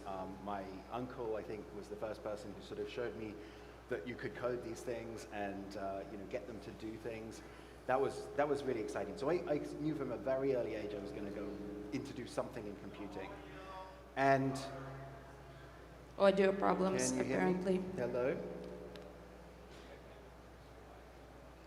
Is this working? Okay. Are we better now? Yeah? Okay, I'll keep going. I guess the other influence was my father, who got me into photography, and like in those days, right, everything was film photography, so it was rare that I actually got to click the shutter on a real photo. But he taught me about apertures and focus and depth of field and all of those kind of things. It got me interested in the imaging process and vision. And so again, when it came to then working out what I was going to do, it was something in that space. And I was lucky enough to land an internship at Microsoft Research in Cambridge with Andrew Blake and Antonio Cremonese, Chris Bishop, and a number of others. And that was really, I guess, where I first experienced what this field of computer vision looked like. And I knew really from day one that this is what I wanted to do. And how do you describe your relationship with the field today? I think it's just astonishment at how big this has grown and how this has gone from a really early stage academic thing to something that is as big as this, has this huge expo show floor, etc. It's amazing. Chelsea? Yeah, so I wasn't planning to get into research, but when I was an undergraduate at MIT, my advisor, Seth Teller, had this really strong passion for doing research, for trying to tackle these problems that no one has figured out how to solve before. And that his passion for research was infectious and really made me realize that research is a really cool and fun endeavor.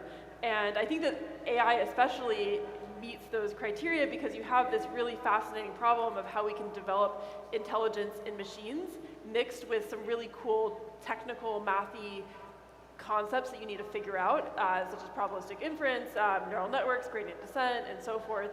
And then also, of course, mixed with the potential for real positive societal impact that I think is really exciting in terms of kind of pushing the field forward. So I think being in AI is a really awesome place to be, and in some ways I think it's no surprise that it's grown so much because it's so much fun to be studying such an interesting problem with interesting techniques that have really a huge potential for impact.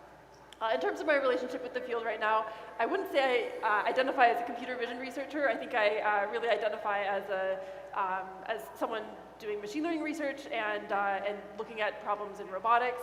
But every once in a while, I mean, robots need cameras and robots need to see, so certainly it interfaces with computer vision as well. Linda, how were you inspired to get into the field? Okay. Oh, it worked. I didn't think it was going to work because I've had trouble with the mic in my classroom all quarter. So in graduate school, the University of Iowa was not known for AI or computer vision, but I had a forward-looking professor for artificial intelligence, Dr. John Dolch, and he would sit on the front of his desk and say things to us, and he liked to say, "Can you make a computer do something that you don't know how to do?" And I was really intrigued by that. And then my research advisor was Dr. Robert Barron, who was a neural modeler, and he got his PhD from Cornell, and he actually went to school with Hansen and Reisman, who were among the early founders of computer vision. So I had some interest in computer vision from the start, but the problem I initially set out to solve was more natural language. I wanted to be able to describe an apple to a computer. And I couldn't do it without drawing the apple, and that's how I got into computer vision instead. As for now, I have gone through multiple different applications of computer vision, and Lana read off some of them. In the last 12 years or so, I've been working with a fantastic Dr. Joanne Elmore working on cancer biopsy analysis, and it seemed to people like I had just gone over into the medical domain, and I really liked that domain. I like the NIH grants, but actually I'll do anything related to vision or pattern recognition, or where there's a student interested, or where there's money. And last year, Amazon started the UW Amazon Science Hub and gave us a bunch of money, and the vice chair for research in my department said, who's able to do model-based vision and inspection? And I said, I can do that. And so now I'm doing robot vision again.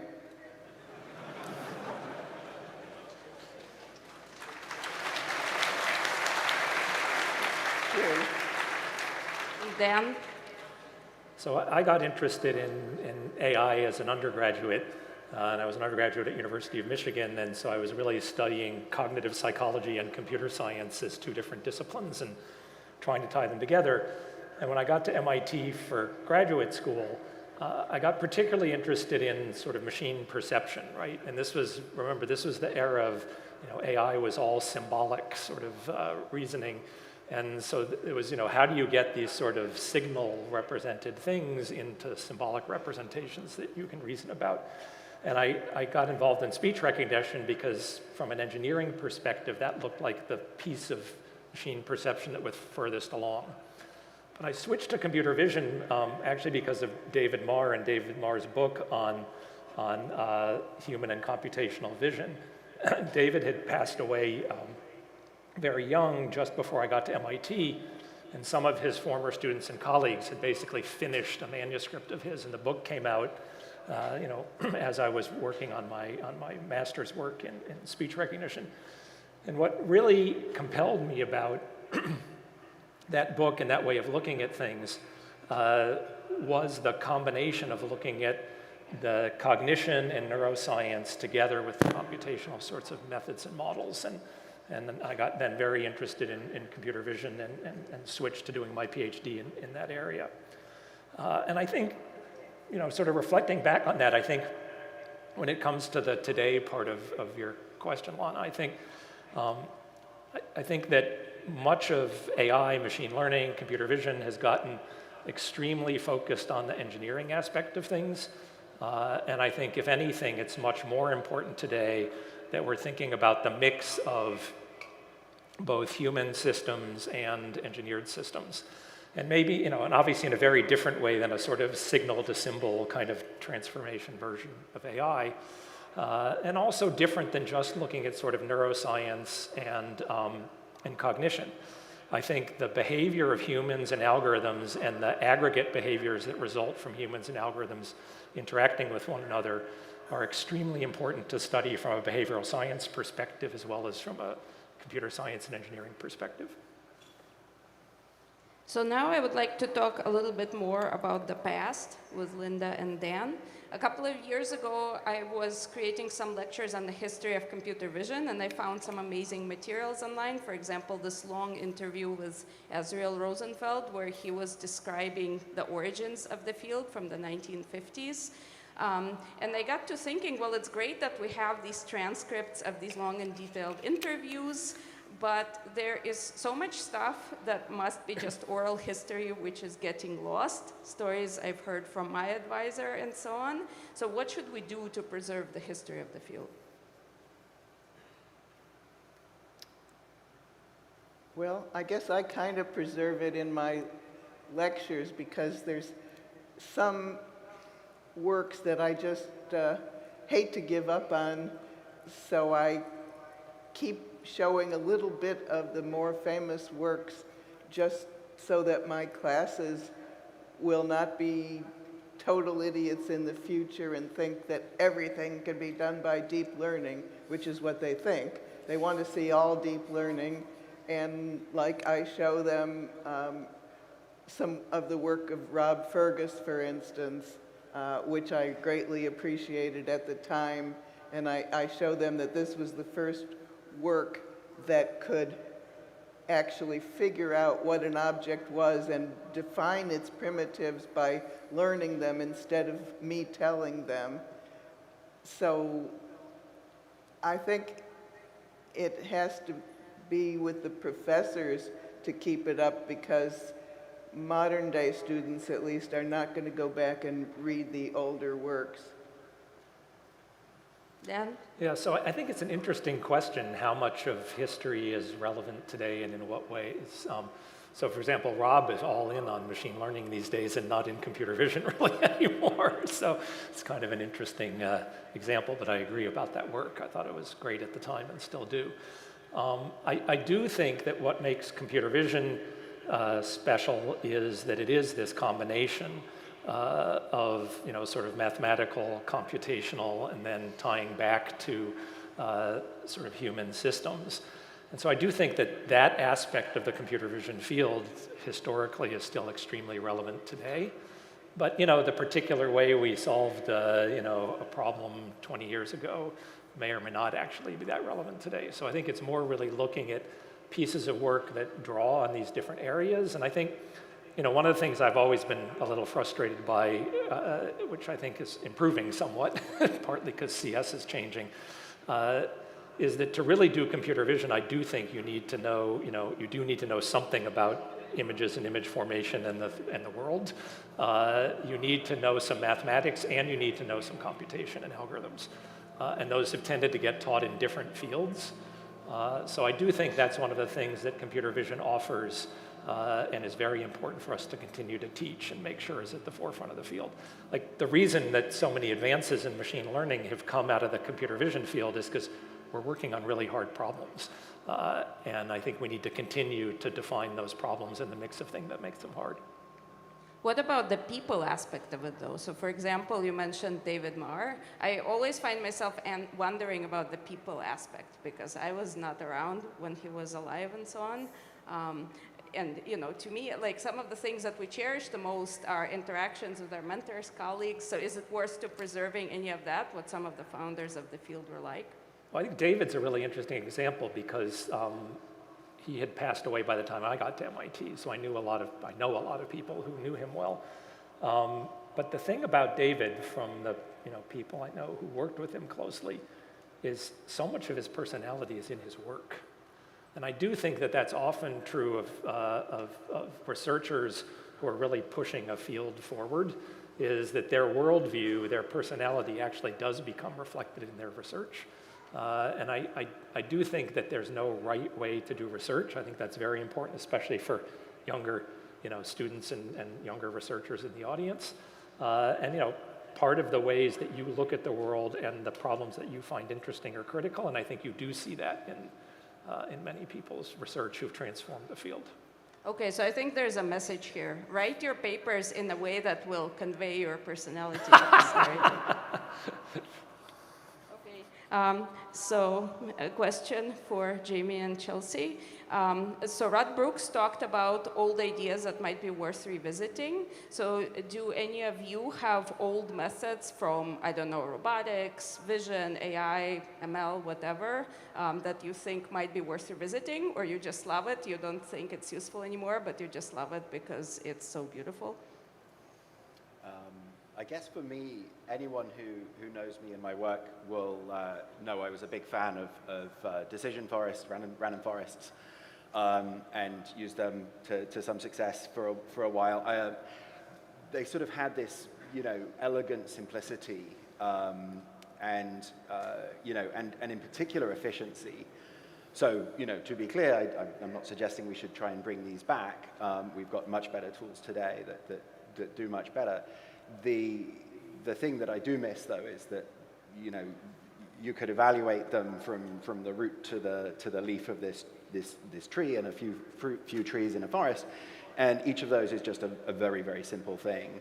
And so they were incredibly efficient compared to what we're using today. And I got to believe there's room for breakthroughs in how neural networks evaluate things, both at training time and at evaluation time, that give us, efficiencies that, just look at how efficient the brain is relative to what we use artificially today. I guess the first thing that I'll mention here is that I think that many of the algorithms that are used in robot learning actually have very old history to them, like Q-learning, imitation learning, and so forth. The algorithms have been around for quite a while, and we found ways to merge them with modern techniques that allow us to leverage the power of deep neural networks and large data sets and so forth. So I don't think that it's all history in some ways. There's also, of course, frameworks that I think are a little bit, that can't be easily combined with neural networks, and I think it's valuable to at least be familiar with some of those methods and techniques, in part because I think that we often view things in the lens of supervised learning, unsupervised learning, reinforcement learning, and so forth. And I think if you kind of constrain your thinking to those frameworks, then you might not, I don't think those formulations are the entire problem of AI. I don't think we'll kind of solve intelligence purely with that formulation necessarily, and I think it's important to think outside the box, and if you're familiar with other ways of formulating the problem, even outside of machine learning, or perhaps with tools in graphical models, with optimal control and so forth, maybe it doesn't mean we should use those ideas, but maybe it means that we should at least be rethinking the assumptions that we're taking on a regular basis, such that we can come up with new assumptions and new frameworks for trying to tackle this problem of intelligence. Yeah, that's a very good answer to students who would say, oh, why should we study all of that old stuff? So in general, sort of a big theme of the current conference is change, and that's what is on everyone's mind. We're all trying to get our heads around what is happening. So I've heard various analogies that people make to understand where we are. So can any of you think of another field, or do you have an analogy? Is there another field that had a moment in its history that resembles the point where we're at? And are there any lessons that can be learned from it? Anyone? I mean, things I've heard would be things like graphics. Somebody brought up the pharmaceutical industry. Even aerospace, development of airplanes, that was an interesting one. Well, the graphics field has kind of paralleled the vision field. We used to hold conferences like in the same hotel, in one hotel, as they did. But the SIGGRAPH conference is, as I understand, I haven't gone in a long time, mostly exhibits and then a very small number of very high-class oral presentations. And it seems like we're moving in a direction of a very large number of very high-class posters. I heard someone say earlier that there were 10,000 submissions to this conference, and I just can't get that through my head. I can remember in, I guess it was 1994, when I must have been a co-program chair, and 400 submissions came to our office in the US mail, and they were all over the main office, and we just didn't know what to do with them. So I think we're going to have some way of growing the conference in a different way. So I would just say, I think intellectually, so I agree, the scaling thing is amazing, like from the CVPRs I chaired. But I think intellectually, in terms of the shift that's going on now, you don't actually need to look outside our own field, right? I mean, this used to be a pattern recognition conference, and then there was, sort of a bit of a struggle with this new, this newfangled computer vision field, and it became CVPR. In name only, really, sort of. So this is sort of back to the early 80s, so it kind of predates the time that, I was sort of just finishing up undergrad and starting in grad school and not working in vision yet. But the conference was still largely controlled by people from the pattern recognition community, and yet the computer vision community had a very different sort of outlook on things. And so these changes, do happen. As Linda said, it's a much smaller community then. But, so far, I think the computer vision community has been pretty good at changes and still having them be computer vision, but it could be that we just get supplanted by some other field. It's happened before. It seems to be machine learning, actually, now that I think about it, that machine learning is taking us over. I was one of those founders of the new Cvpr. Initially, it was a workshop, computer vision workshop, and our goal was to modernize and make it computer vision instead of just pattern recognition. And it eventually worked out, but now it seems like it's a lot of it is machine learning. And I want to say that, first of all, random decision forests are not out. We're using both neural nets and random forests sometimes together in the medical arena. But I forgot what the main point there was, but, I know what it was. It was the training sets.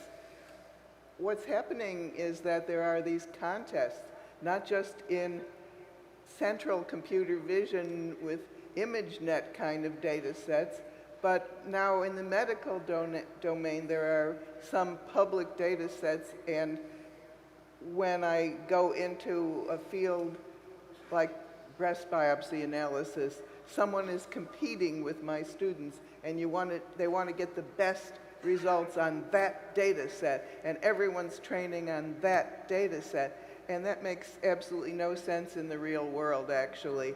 And we're doing skin biopsies right now, and there isn't a data set. It doesn't exist with the full 4 or 5 classes for diagnosis of skin biopsies. So we can't compete with anyone on that. And I don't think it should be a thing where everyone in the world is competing to get the scores on a data set. So let's continue to talk about scaling. So Chelsea, Jamie, what do you think our community should do to continue scaling sustainably? And in particular, what should we be trying to do better?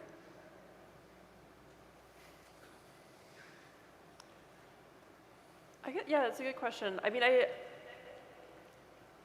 think that there aren't any, I think, there are definitely challenges, I think, that go with scaling. I think that, like, the review process, for example, is it's hard to scale the review process. As a program chair for iClear 2022, we faced a number of challenges with that. But I think that as long as the community stays kind of welcoming to new people who want to join the field, and we can kind of allow the people to also join the review process and so forth, I think that I don't see any like major problems with scaling right now. It seems like in the digital age, we don't have to rely on postal mail to submit papers. And I think that it seems to be okay. Yeah, I wonder if there are other new ways of you know, bringing the community together.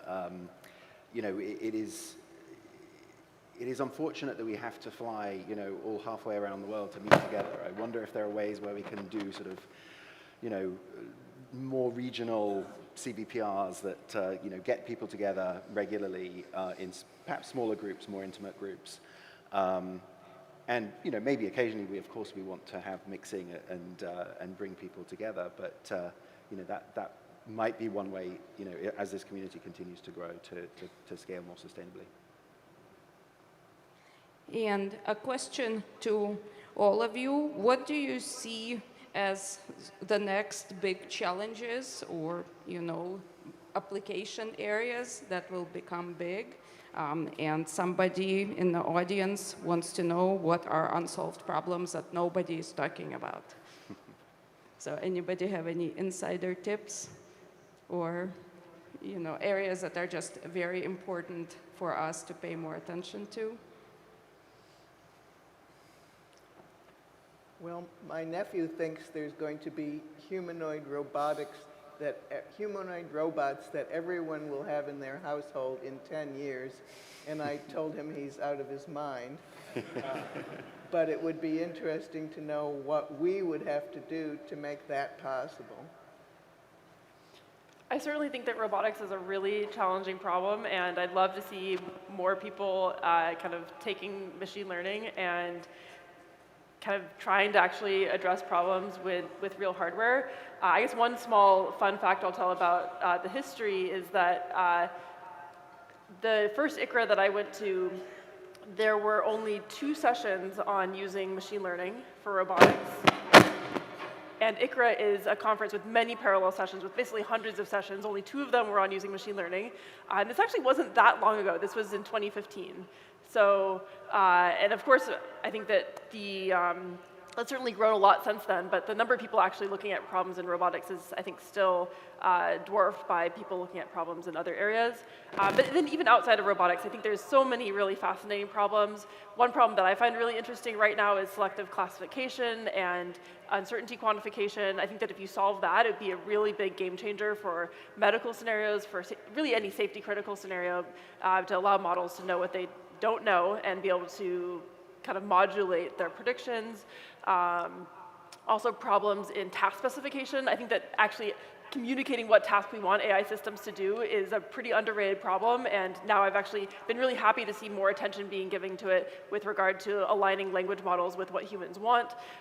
So yes, so many different really interesting unsolved problems in the field, and I think that a lot of these problems are accessible both to people in academia as well as in industry.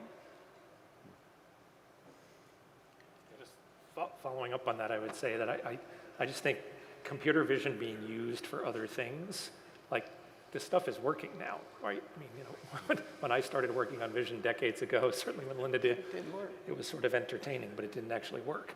And so I think that, you know, for the field to be doing more, you know, in robotics and in other domains where computer vision can be used, where we're looking at bigger aspects of the system and not just looking at a vision problem. I think there's a lot of opportunity there, especially combined with machine learning.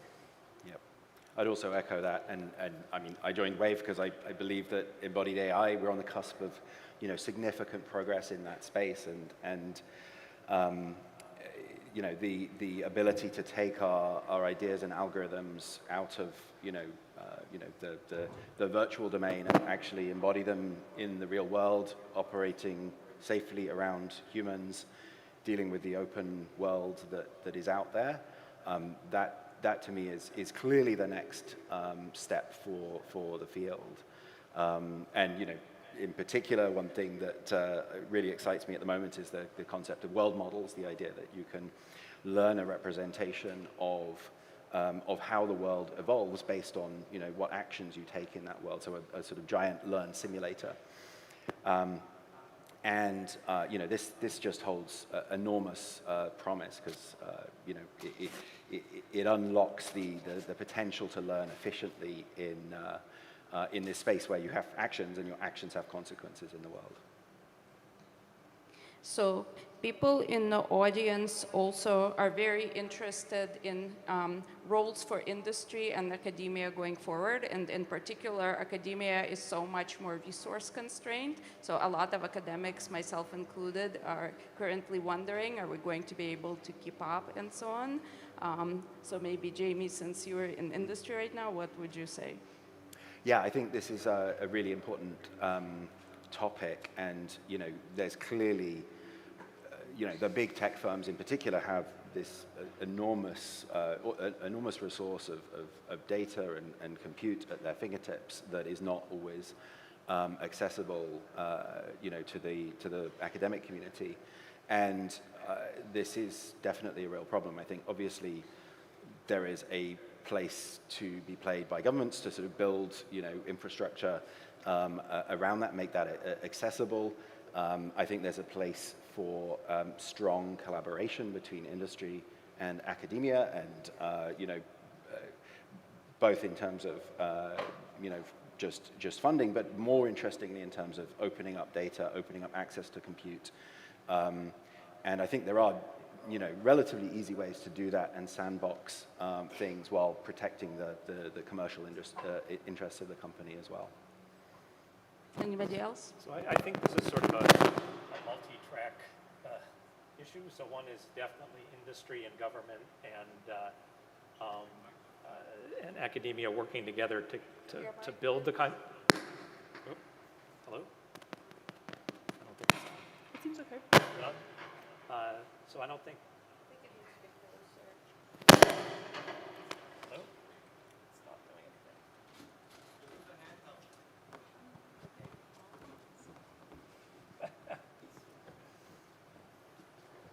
Great, thanks. So I think that there's multiple. That sounds a little different. I'm like yelling into this little thing here, and the first row is hearing. So I think that, you know, it is very important to be building larger infrastructure for academia, which is going to take collaboration of, I think, industry and government and academia in different parts of the world. But I also think that it's very important for academia to look at things that we can do that don't necessarily just use large infrastructure. I'm a firm believer almost anywhere that you know, constraints are very important sources of invention and innovation. And I don't think it's actually good for the planet, the degree of computational inefficiency, both in training and in inference in any of these large-scale problems. So I think in academia, we really need to be looking, and we're going to be sort of more motivated to do that, I think, because we don't have tons of compute resources. In industry, you're trying to get something out quickly to your customers. You have the resources, you're just going to do it. So I think that this is an area where there's actually really important stuff to be done in machine learning generally, both on the learning and inference side, and certainly in computer vision, given the scale of data that we're operating with these days. I guess one small anecdote that I'll add in terms of the resource constraints is we recently developed a project where we were using actually low-cost robot arms for bimanual manipulation, and we actually, by nature of actually experimenting with those low-cost arms, we actually realized that they were way more capable than we thought, actually also more capable than the manufacturer thought, and we were able to do, we showed that the hardware was capable of doing things like peeling a hard-boiled egg, for example. And I think that if we had a lot more resources to spend on hardware, we wouldn't be looking at the really cheap stuff, we'd actually be looking at the more expensive stuff, but actually by looking at the really cheap stuff, we can kind of push the boundary on what's capable with those cheap stuff. We may also be able to scale up to more of those robot systems because they are relatively inexpensive in comparison to industrial robot arms. So let's do some more audience questions. How important is language for the future of computer vision? Anyone? Or broader, you know? Yeah, it's very important. And several of my students, 2 different groups, are working on models that involve both language and images. There is one group that just submitted a paper to NeurIPS where they found a whole bunch of videos on YouTube in which pathologists, I don't know why they put their videos out on YouTube, but pathologists put out videos on YouTube of themselves diagnosing slides. And I guess it's educational. And then these students grab those videos and do all sorts of image analysis to them, but also they've analyzed the language, and now they're putting them together. And I don't want to scoop their work, so I won't say any further.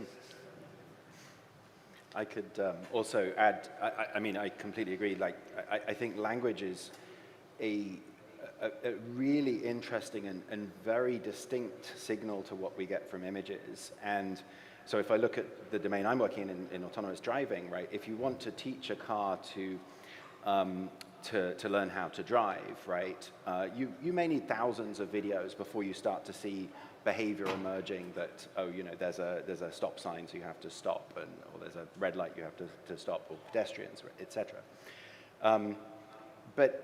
And so we've all heard the phrase, a picture is worth 1,000 words, but actually the combination of pictures and words, I think, is really fascinating. And if you look at, say, a street scene, right, a complex environment, there's multiple, you know, people and cars and signs and lights, and if you just try and have a computer vision algorithm, with supervision you can do it perhaps, but if you try and do it in an unsupervised way, you're going to need a huge amount of data. If instead you can describe that scene in language with just a paragraph of text, you can very quickly point out the important parts of the scene, what you need to pay attention to, why you need to pay attention to that. And so I think, language offers this enormous lever to improve the data efficiency of these kind of algorithms. Chelsea, does language have any place in the kind of work you do? So I agree that I think language can play a big role in some of the higher level reasoning of AI systems. I think that, and so I kind of agree with what's been said, but also to provide a counterpoint, I think that people very rarely talk about how to move your fingers in order to pick up an object, or how to move them to tie your shoes, or something like that. And I think that actually those low-level perceptual and motor skills are not at all solved yet. I think that it's actually really challenging. And I don't think that language will be playing a really critical role in learning those things, because people don't talk about it. And I mean, it's just kind of basic human nature. It's so intuitive to people. But as a result, we don't talk about it. We don't have language data of those things. And we also don't even know exactly how we do it. If I were to try to describe to you how I do a particular low-level motor skill, I would watch myself do it and then look at what I did and then describe it to you based in that way, in kind of a post-hoc way. So I think it's possible that language might be helpful somewhat for learning representations for some of those low-level things, but I think that a lot of it will need to be solved without language helping. Okay, so here's another audience question. Should we worry about future AGI systems not being aligned with humanity's values? Should we invest more into research around these issues? So Dan, I guess you wrote a book on some of these kind of things, right? I wrote a book. So one of the things that I think...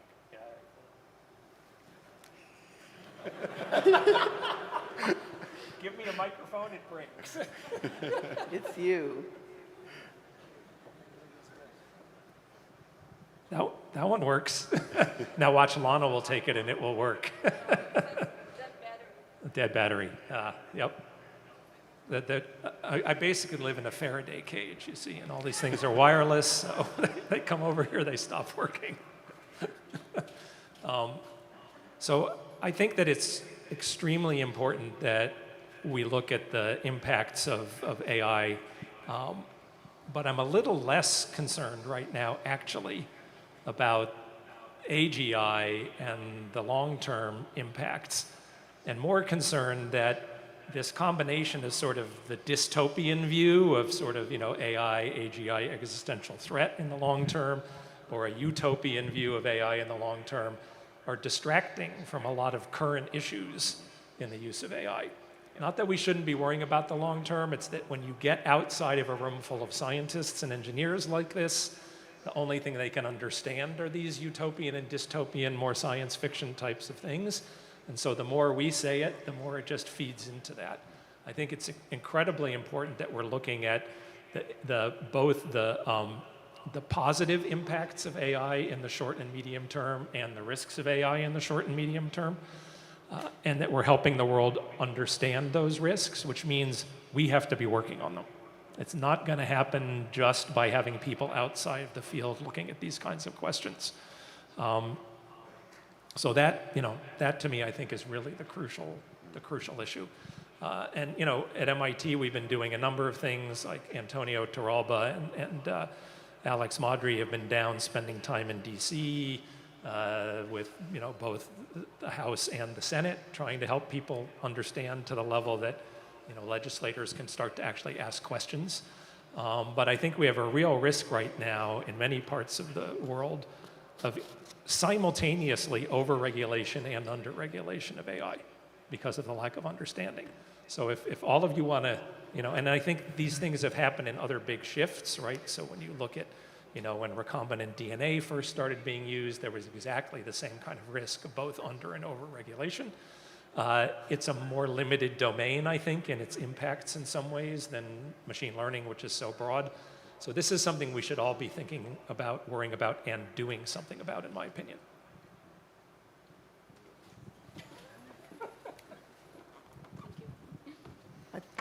I hope this still works. I think there are some problems, and I've had several instances reported to me. One in conjunction with this conference in which LLMs were used for something, and the LLM provides a reference, and they make up references. It's really great. They also can make up facts. So when they first started coming out, we had them write a blurb about our department just for fun, and it made up some of the facts. They just make up things. And I think many people who might use them wouldn't realize that. It's true. Future conferences definitely have to worry a lot about reviews being written by ChatGPT, papers being written by it. I'm glad I was a PC at a time where I did not yet have to worry about it. But related to this, Linda, there is an audience question. You talked about how overwhelming the number of papers is now compared to what you had to deal with when people were sending them in by mail. So do you think it's too many? And if it's too many, what should we do about it? Yeah, well, I'll be called an old fogey. I think it's too many.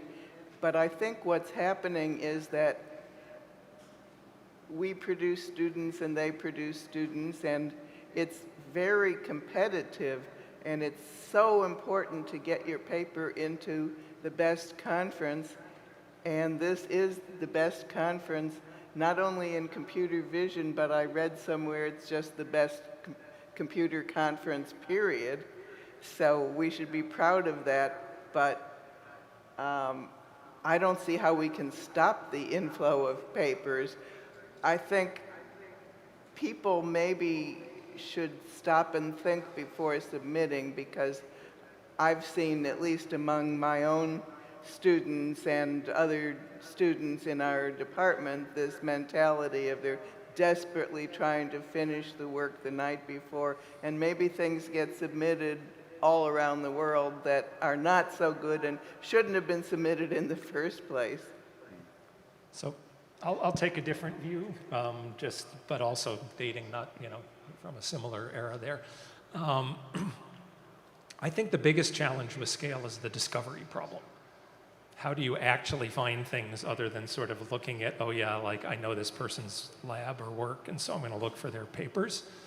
And just one observation sort of coming, and not having been at a CVPR in a decade and coming and sort of looking at this program, is I was impressed by the very rich set of workshops, which are sort of a decimal order magnitude smaller than the number of papers in the main conference. And so the discovery problem is something that, I think at the scale of the papers in this conference is insurmountable, but at the scale of something that might be a factor of 10 or 20 or 50 smaller is not insurmountable. And so some way of trying to, think about, can you get sort of main conference quality of reviewing, but have some substructure to it that's more like workshops? Don't get rid of workshops. They're super important as early work. But even the main conference, I think one could start to think about the discovery problem at this scale, and think about what that might mean. Because I think, the work is happening. It's just like the people who want to put the AI genie back in the bottle. You just, things are out there, they're happening. You have to try to figure out how to get the best results out of them. Any other opinions? I think that if we start saying like, oh, we should have fewer papers, I think the first people that will be pushing out are the people that have new ideas that are a little bit off the beaten path, and I think it'll be people who are undergraduates who are just getting into the field. And I think that those are the perhaps some of the most important parts of the community, because they're the future, and they're what will kind of bring new ideas into the community. So I don't think we should be trying to be like limiting the number of papers in some way. Okay, so let's do one last question, maybe for everyone. Sort of briefly, what advice would you give to aspiring researchers or young students who are just trying to get into this field?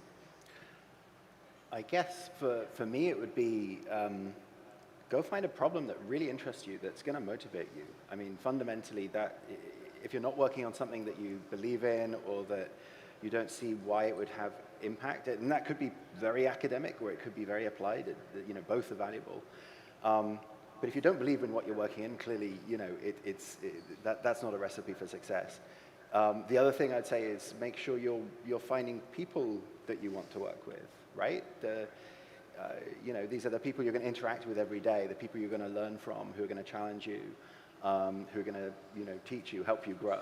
And so making sure that you have that set of people, and the people that around you that are gonna help. And I think the last thing I'd say is that you've got to find your niche as well, right? We all have different, unique skills and abilities. So when I was coming into computer vision, I was like completely overwhelmed. All of this linear algebra, the math. I was okay at it, but I wasn't great at it. And that was definitely not my forte. And it took me a while to realize that's okay. I could grow there, but I have this other strength over here. I was pretty okay at coding. And let's leverage that while bringing up and growing in this other area. So find your niche and exploit it while working on your weak spots. Yeah, I certainly agree with trying to find problems that you're excited about and trying to find mentors that will help you along the way. I think that when I was a PhD student, I really loved the work that I was doing. It didn't really feel like work. It felt like I was just exploring and trying to solve puzzles. It was a lot of fun. And I think that if you find stuff that you're excited about, then you'll work harder at it and you'll be more successful at it, and then you'll enjoy it even more because you find that you're able to make a little bit more progress. So I think that that's great. Obviously, choosing problems is really hard, and so if you can rely on some people that have a little bit more experience, try to learn from them, I think that had really helped me when I was starting off in the field, and I certainly wouldn't be here without a number of mentors, and also trying to learn as much as I could from them while I could. As a professor, no one gives you any feedback on anything, and so you kind of miss your advisors once you kind of go off into the world. And so it's good to, and obviously there's still ways that you can learn and grow without advisors as well, but getting that sort of feedback and trying to learn from it as quickly as possible. Research is so hard. Like, I think no one has the same exact approach to research, but it's good to figure out what works for you in terms of trying to push the field forward. I guess my advice, and it's hard, is you should definitely be familiar with the literature, but just taking a tiny step from one paper isn't the way I like to go. I like to try to find something a bit different to do. And I discovered that two of my groups working on completely different problems were using this paradigm where you have a model that creates representations, and then the representation is used for what they call downstream tasks. And I'd never heard of that before this year, but two different groups were talking about downstream tasks. And then I reviewed a paper, and the paper I reviewed said, a common paradigm is, and it said that. And I thought, oh, that's why they're all doing that. Don't do that. Do something else.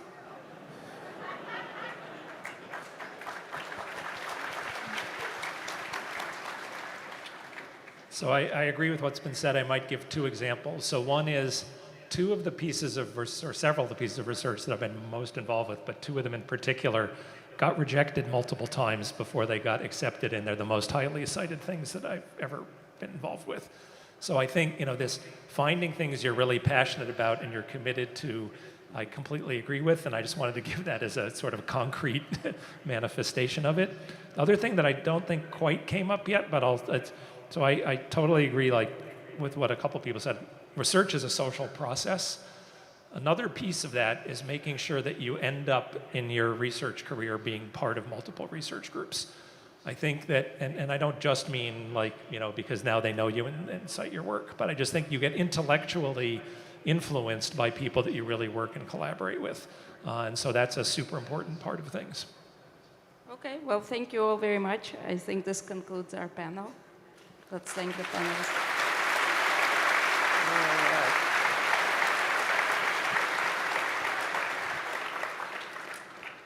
Oh, now we have to stand up. Shoot.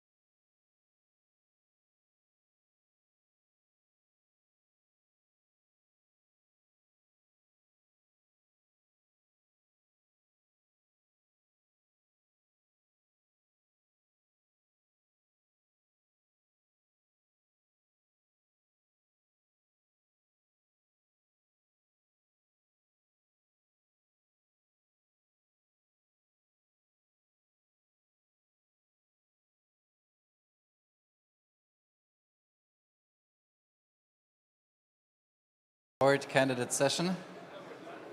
We'll have 6 presentations now, so it would be great if all the presenters could already come here because we have a short time for transition.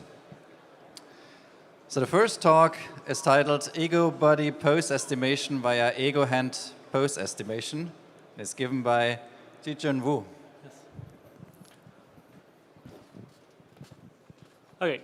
Hi, everyone. I'm very happy to be here to talk about our work on ego body pose estimation via ego head pose estimation. I'm Jiajun Wu from Stanford. This is joint work with Jiaman Li and Karen Liu.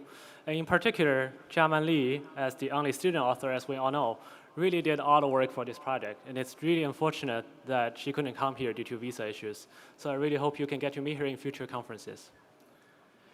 OK, we want to study human motion in this work. It has a lot of applications in movies, in computer games, in virtual performance.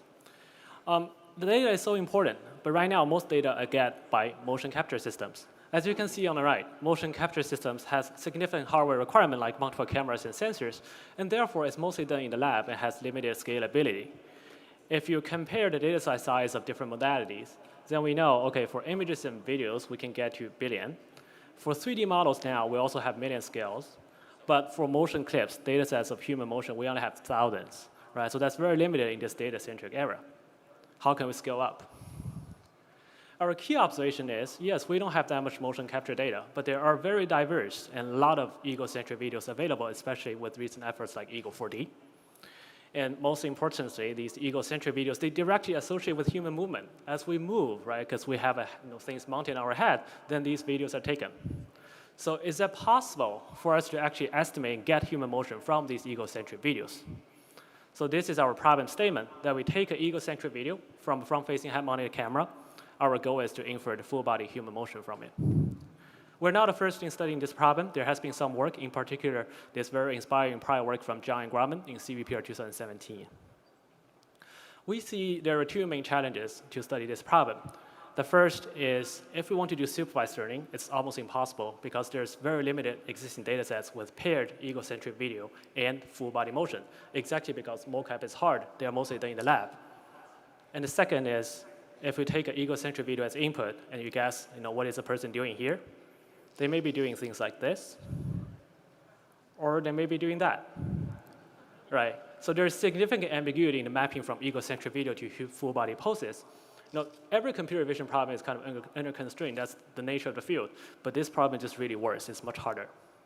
How do we study and tackle these challenges? For the first one, yeah, there is no or very limited paired data sets for training. There are some data sets available, though. For example, the CMU data set by Chris's group on King Poly, and the GMO data set from Stanford Leo's group. They're kind of small, like 1 hour motion, so it's not enough for training. It can be used for testing, but not enough for training. So let's look at what the data sets we do have, right, or change the mindset. What we do have is data sets like Ego 4D, which is very large and diverse and has 3,000 hours of ego-centric videos. It doesn't have full body motion, but what it does have is things like IMU sensors, which monitor your head. Basically, that gives you the head motion. And once you have the head motion, you can try to connect that with the full body motion by leveraging existing mocap data sets like AMAS. So our key observation here is we can use head pose as intermediate representation to design our two-stage methods, which we call ego-ego. The first stage is ego head estimation from ego-centric video. The second is going from head pose to full body motion. In the first stage, we want to estimate head poses from ego-centric video. And you may have noticed this problem is kind of similar to monocular SLAM. But if you directly use a molecular STEM methods off the shelf, then you compare the extracted head pose with the desired head pose, the ground truth, then you see there are two issues. The first is the gravity direction is unknown, and because I know my head may be tilted. The second is the estimate, there is a scale ambiguity. The estimated pose may have a different scale than the ground truth. We address these two problems by using machine learning.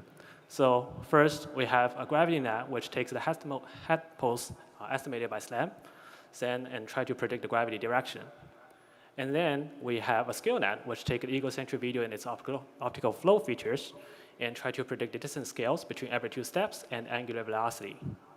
So the entire system for stage one works as you first get a SLAM methods, give you raw rotation and translation, and the gravity net predicts the gravity vector, which allows you to rectify the predicted translation. And the scale net predicts the distance scale and rotation, and the scale can be used to rescale the rectified translation, which give you final head poses. So this is the first stage. We show that on both synthetic and real-world data sets, which I'll introduce later, using both head orientation and translation as the metrics, the gravity net and scale net really improve the performance, make the system work much better. So this is stage one. In stage two, we want to estimate the full body motion from the predicted head pose from stage one. In this time, recall that we have the second challenge, that is there's significant intrinsic ambiguity in the system. So we address this by using a probabilistic analytic diffusion model that tries to predict multiple possible human body poses from an estimated head pose. Here is an illustration of what a second pipeline looks like. Basically, you have a head pose as input, and you try to predict generated full body motion. So this completes our two-stage pipeline, and now we want to evaluate the entire model end-to-end. We don't have that much, a large-scale paired datasets for training, but existing datasets like the CMU King Poly and the Stanford GIMO are large enough, like 1 hour for evaluation. Still, they're constrained in the number of scenes that are available, so we want to augment it by, is it possible to evaluate on larger scale datasets? So we created a pipeline to automatically compose synthetic datasets for evaluation. In particular, the system like ARES, we call it ARES, works as it takes motion from human motion datasets like AMAS and put it into 3D scene datasets as replica. We run correct collision detection, and then you can send it to renderers like Habitat to render paired egocentric video and full body motion. So here we have this AMAS replica ego synthetic datasets called ARES with 15-hour motion. It's not huge. It's still not enough for training, but it's much larger than existing real-world datasets, so you can augment it for testing. Here's an example, thanks to the realism from AMAS and replica. It's pretty realistic with paired egocentric video and ground truth motion. This is an example from the dataset. So now we can run the evaluation of the entire pipeline for full body pose estimation from egocentric videos. We can see that on both this real-world ARES datasets, the synthetic ARES datasets, using both head translation rotation as the metric, as well as the full body motion estimation metrics like MPJP, joint pose error, acceleration error, and full sliding scores, the whole system works better, much better than the prior methods. And that's the case on the real-world King Poly and GIMO datasets as well.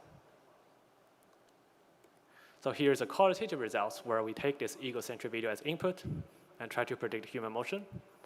And our results, which is shown on the bottom left in blue, is more realistic compared with the ground truth and better than the baselines.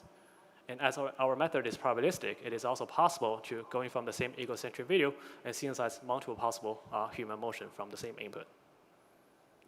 And here are additional results on the real-world datasets like the King Poly datasets from CMU, going from the egocentric video to predict the full body human motion, and the results on the GIMO datasets from Stanford.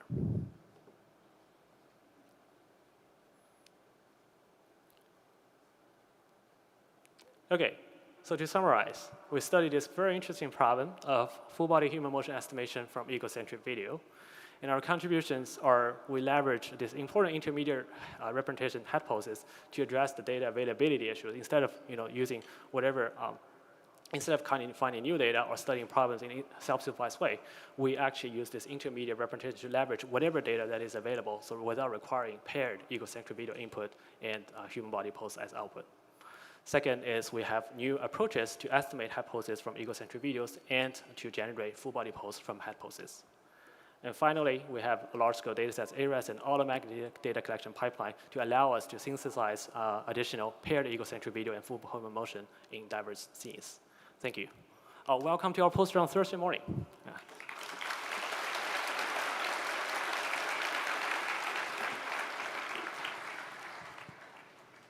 Thank you very much. As already hinted to, we don't have questions here to give the speakers more time, but if you have questions, please go to the poster at the respective session.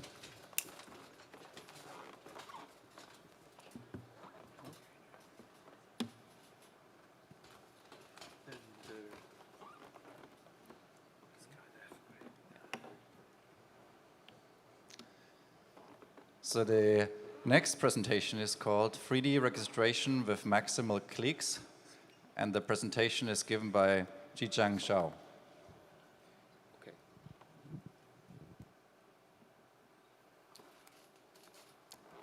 Good afternoon, everyone. I am Jijiang Zhao. Because of the visa issue, I will give the presentation on behalf of the authors, and I feel truly honored. My presentation is 3D registration with maximal clips. This research indicates the traditional methods are still powerful to the 3D registration. 3D power cloud registration aims to find the 6 degrees of freedom pose that aligns point clouds from different viewpoints into the unified coordinate system. In particular, correspondence-based methods are a popular solution to this problem. Here, we focus on the 3D registration from correspondences. To this problem, outliers are the main challenges, which are typically caused by the data noise, limited overlap, and the feature matching errors. Existing deep learned methods focus on the learned good features, good classifier, or end-to-end networks to estimate the transformation. However, learned methods require a large amount of training data and GPU resources, and always lack good generalization ability. Existing traditional methods always try to find the maximum case in the correspondent graph.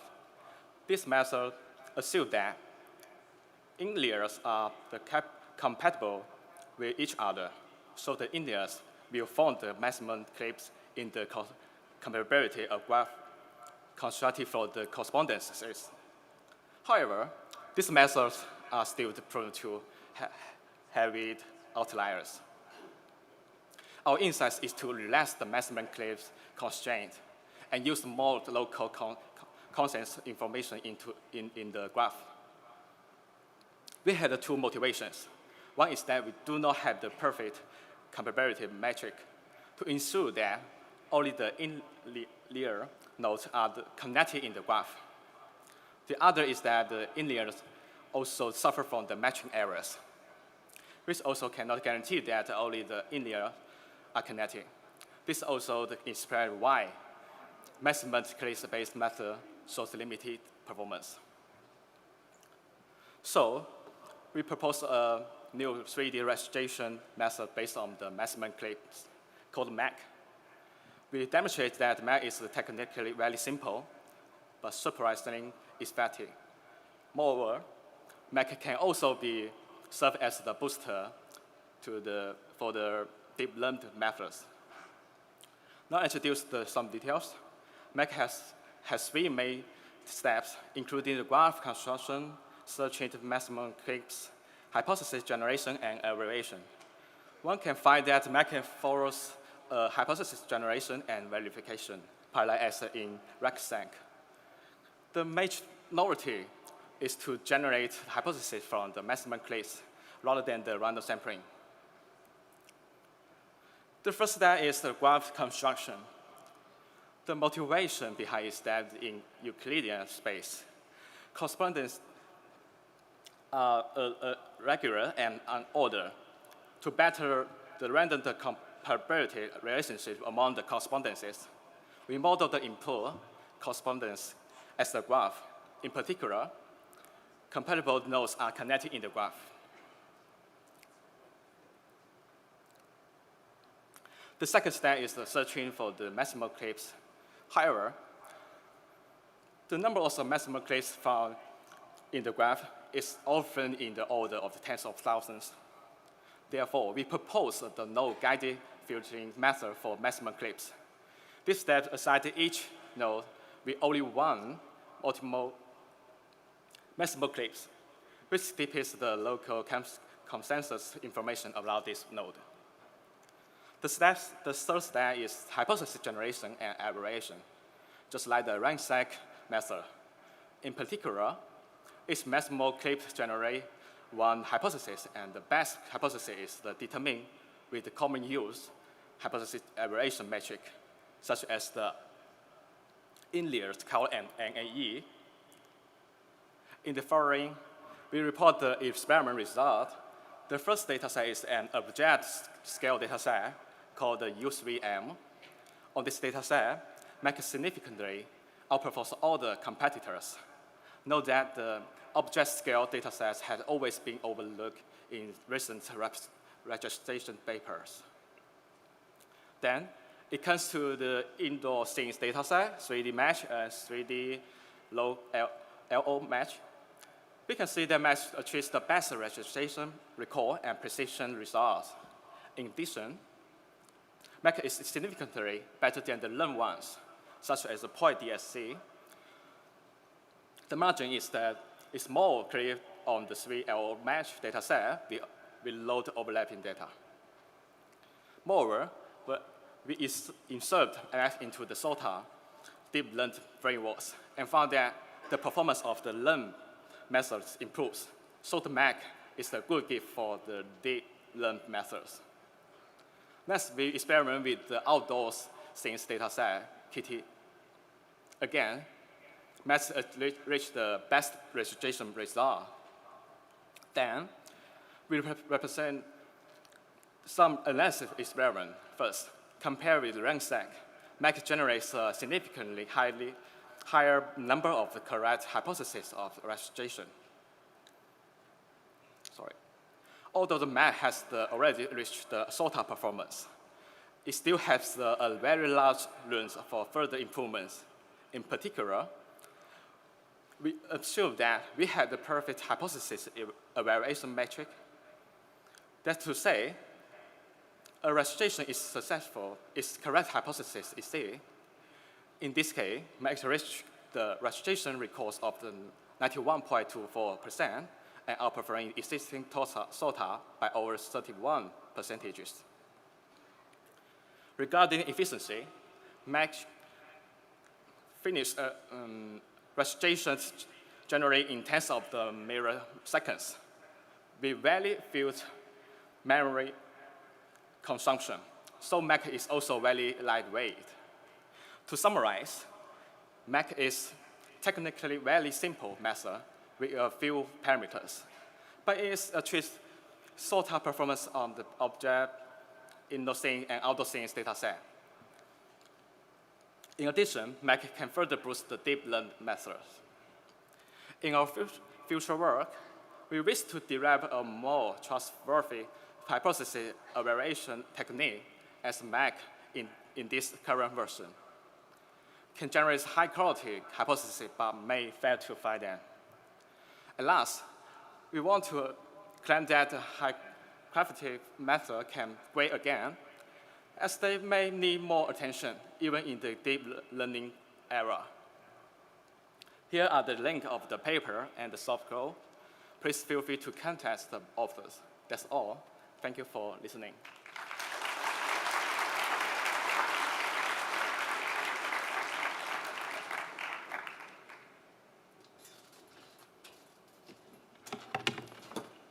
Thank you.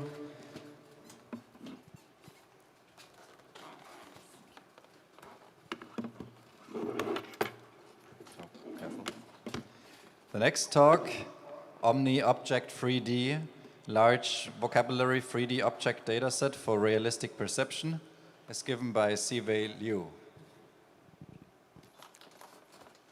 Okay, so I'm very happy to be here. We present Omni Object 3D, a large vocabulary 3D object dataset for realistic perception, reconstruction, and generation. So our dataset consists of around 6,000 high-quality real-scanned 3D objects from around 200 classes. For data collection, we utilize professional scanners to obtain a high-fidelity texture mesh of each object. Point clouds are sampled on the object surface, and multiple images are rendered using Blender. We also capture videos using iPhones and extract foreground masks. With the vast exploration space offered by Omni Object 3D, we set up 4 evaluation tracks: robust point cloud perception, novel view synthesis, surface reconstruction, and 3D object generation. We hope that the new dataset can boost the research on general 3D object understanding and modeling in the real world. Existing advancements in the field of 3D objects partially meet the research requirements, but still fall short in various aspects. For instance, synthetic datasets like ShapeNet suffer from the disparity between unrealistic synthetic data and real-world observations. Video datasets like Co3D lack complete 3D ground truth information.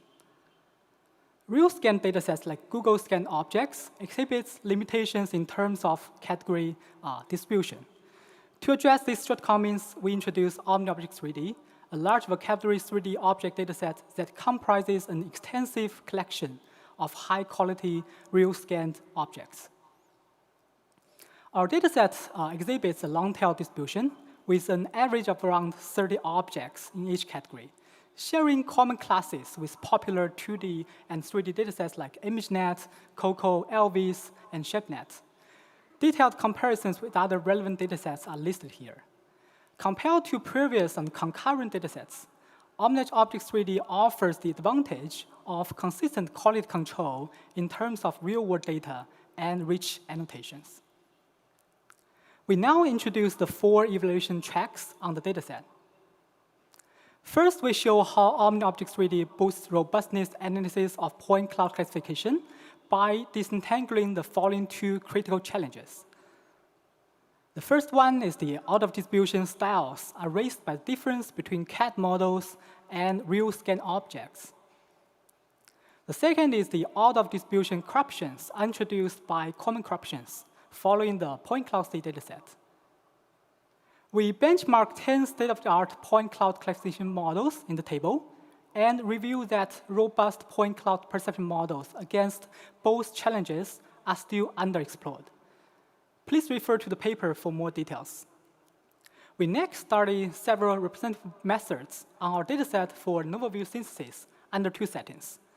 The first is training a single scene with densely captured images, so which is the standard setting for NERF. The second is learning priors across scenes from our dataset to explore the generalization ability of NERF-style models. For the single-scene optimization models trained on multiple images from Blender, we observe that voxel-based methods, like planoxels, are especially good at modeling high-frequency appearance, while MLP-based methods are relatively more robust against ambiguities from difficult cases, like concave geometry or textureless surface. When evaluating on both Blender renders and video frames on the same object, the error maps show how real captured videos introduce new challenges, including motion blur, unbounded background, and reflections to the task. With a huge variety of shapes and appearance, our dataset provides a new evaluation benchmark for the task. Overall, the per-scene scene optimization models have already achieved considerable high-fidelity results, which encourage us to explore cross-scene generalizable framework. So accordingly, we evaluate several generalizable models on the datasets. We can observe that OmniObject 3D can serve as an information-rich dataset that is beneficial for obtaining a strong prior on unseen objects or even unseen categories. In particular, models that are trained on all categories tend to outperform those trained on a single category, which demonstrate the potential of a large vocabulary dataset to improve generalization ability. In addition to novel view synthesis, a precise surface reconstruction from multiple images can enable a wide range of applications. With accurate 3D mesh as ground truth, OmniObject 3D can facilitate the evaluation of surface reconstruction models in both dense view and sparse view settings. Here we show some results of surface reconstruction from dense view observations in our dataset, showcasing a remarkable diversity of geometry. We calculate the chamfer distance as the reconstruction metric. We split categories into 3 difficult levels and observe a clear margin among results in different levels for all the methods. Compared with the standard D2 benchmark with 15 scenes, our dataset provides a more comprehensive evaluation on this task. Sparse view surface reconstruction is a particularly challenging task, and we observed significant artifacts in all of the reconstructed results. In summary, the problem of sparse view surface reconstruction has yet to be fully resolved, and our dataset provides promising database for further research in this field. Besides reconstruction, OmniObject 3D can also serve as a rich dataset to train a 3D generator of realistic 3D objects. We adopt the Get3D framework to generate textured meshes. We investigate its properties when learning many categories from datasets using only a single model. Here we show some examples of generated objects from different categories.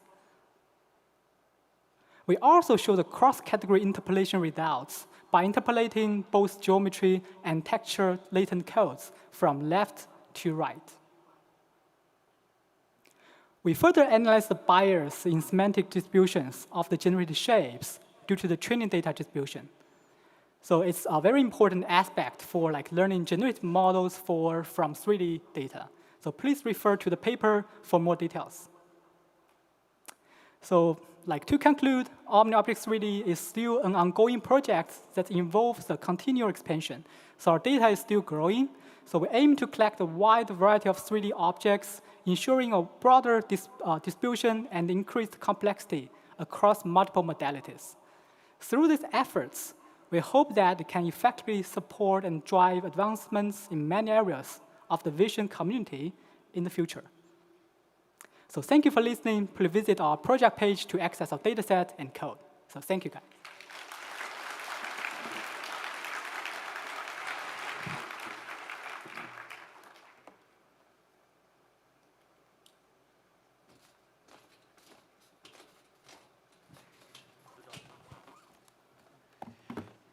Thanks.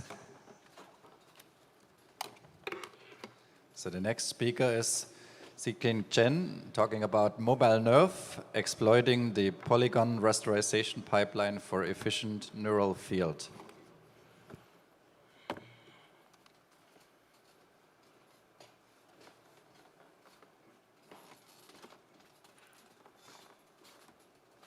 Okay. So hello, everyone.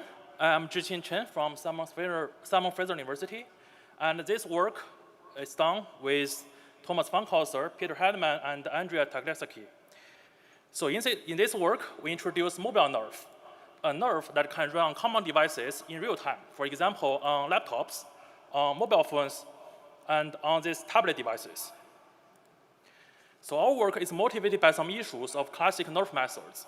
First, classic nerve use volumetric rendering that sample points along the ray for each pixel, evaluates a large MRP for each sampled point, and integrates the density and radiance of sampled points to obtain the final pixel color.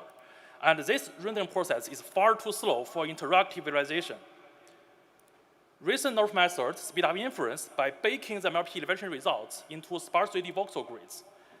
But these methods require a lot of GPU memory to store the 3D data, which prevents them from running effectively on mobile devices. And in addition, most nerve methods need CUDA and high-end accelerators, and neither of which is available on mobile devices. So they have compatibility issues on many hardware platforms. So in our method, we propose to use textured triangle meshes as a nerve representation because it gives us some unique advantages. First, it makes our method very fast to run and highly compatible because GPUs are natively designed for efficient mesh rendering. And second, our method stores 2D textures, so it consumes much less GPU memory compared to previous works that store 3D data. So here's an overview of our rendering pipeline using the mesh representation. We couple the triangle mesh with a texture image to add fine-grained details and colors. To model view-dependent effects, we store 8D features instead of 3D RGB colors in the texture images. And after mesh rasterization with Z-buffering, we obtain a feature image where each pixel stores a feature vector retrieved from the texture image and also a viewing direction. Next, we use a small MRP running in a fragment shader to convert the per pixel feature vector and the viewing direction into the actual output pixel color. So here is an example triangle mesh used in our method. Notice that in our method, we use a triangle mesh representation so that mesh rasterization can provide an efficient way for computing sampled points, like those sampled points in volumetric rendering. So the triangle faces do not necessarily align with the object surface. After we put the textures with transparency onto the triangles and render them, we can obtain high-quality rendering results. So recall that in our rendering pipeline, we will need a triangle mesh, its textures, and also this view-dependent MRP for the rendering. So to train our model, we use a grid mesh like the one shown here with optimizable vertex positions to represent the geometry of the scene. And we also use MLPs to represent the textures of this mesh. The feature field MLP predicts the feature vector for any 3D point on the mesh, and the opacity field MLP predicts the point's opacity. And of course, we have this small MLP to convert the per point feature vector and viewing direction into the view-dependent color. And training our model is very similar to training a nerve, except that for each ray, we will use intersection points on the mesh as sampled points for alpha compensating. So the previous training stage, we use continuous opacity, which is very similar to nerve, but rendering pipelines implemented in typical hardware do not natively support rendering of semi-transparent meshes. So here, we just binarize opacity using a specialized loss function, but it can introduce aliasing as shown in this figure. And we address this via supersampling, and this step can give us smooth boundaries similar to the ground truth. And after the second training stage, we can now export our nerf scene. We extract a mesh by storing visible triangles in OBJ files, bake textures by storing the features and alpha into PNG texture images, and cache a neural render by storing the weights of the view-dependent MRP into a JSON file. And these are all we need to render our nerf scenes in real time using classic mesh rasterization pipeline. And our nerf viewer is a very simple WebGL application. It's basically a web page. And you can find the live demo on our project page, which is shown here. And we have tested our method on a variety of devices, and notice that these mobile devices only have low-power integrated GPUs. And our method can run on those, for example, mobile phones and tablet devices that none of the previous methods can run on. And on these other devices, where some previous methods is runnable, our method is on average 10 times faster than the prior state-of-the-art snark. And in terms of rendering quality, our method has roughly the same performance as snark. Here are some visual comparisons. And in the standard testing views, our method and snark are both close to the ground truth. However, if we move the camera to zoom in onto the objects, snark will output these over-smooth images. And more recently, with some shader code optimization, we have greatly improved the rendering speed of our MRP fragment shader. So in our deferred rendering setting, the overall rendering speed has been improved by more than 30%. And more impressively, at this point, this MRP fragment shader is so fast that forward rendering without the intermediate feature image is even faster than deferred rendering on some mobile devices. It can triple the rendering speed compared to our original implementation. And besides real-time rendering, the mesh-based representation of our method enables many more applications. For example, scene editing. We can burn the branch of this factory scene by simply editing its triangle mesh. And similarly, we can remove the horns, the leaves, and the T-Rex from those scenes. We can also put different nerf objects together. For example, in this unbounded scene, we have put 2 chairs, a hot dog, and a microphone into the scene. And also, we can manipulate the nerf objects in real time. For example, we can move them around. We can deform the shapes.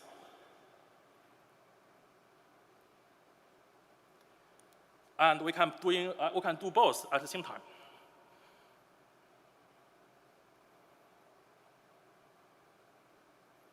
OK, so there are some limitations of our method. First, similar to other nerf, our method may not produce the correct geometry.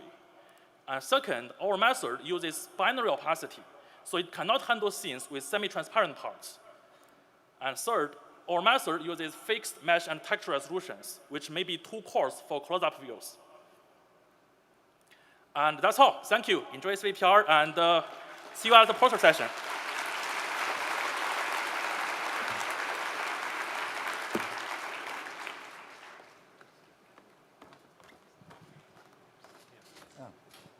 Thank you.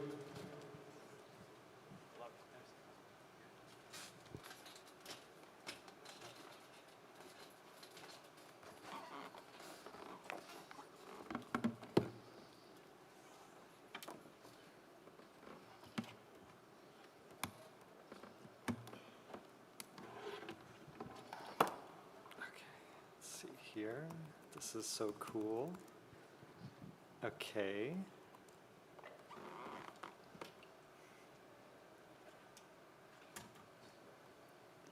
Next talk is given by Noah Snavely, titled Dun I Bar, do I not pronounce this correctly?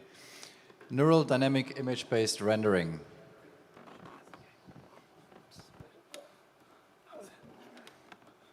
Oh, there we go. This is so cool. How are we doing here? This is great. Okay, let me stop that.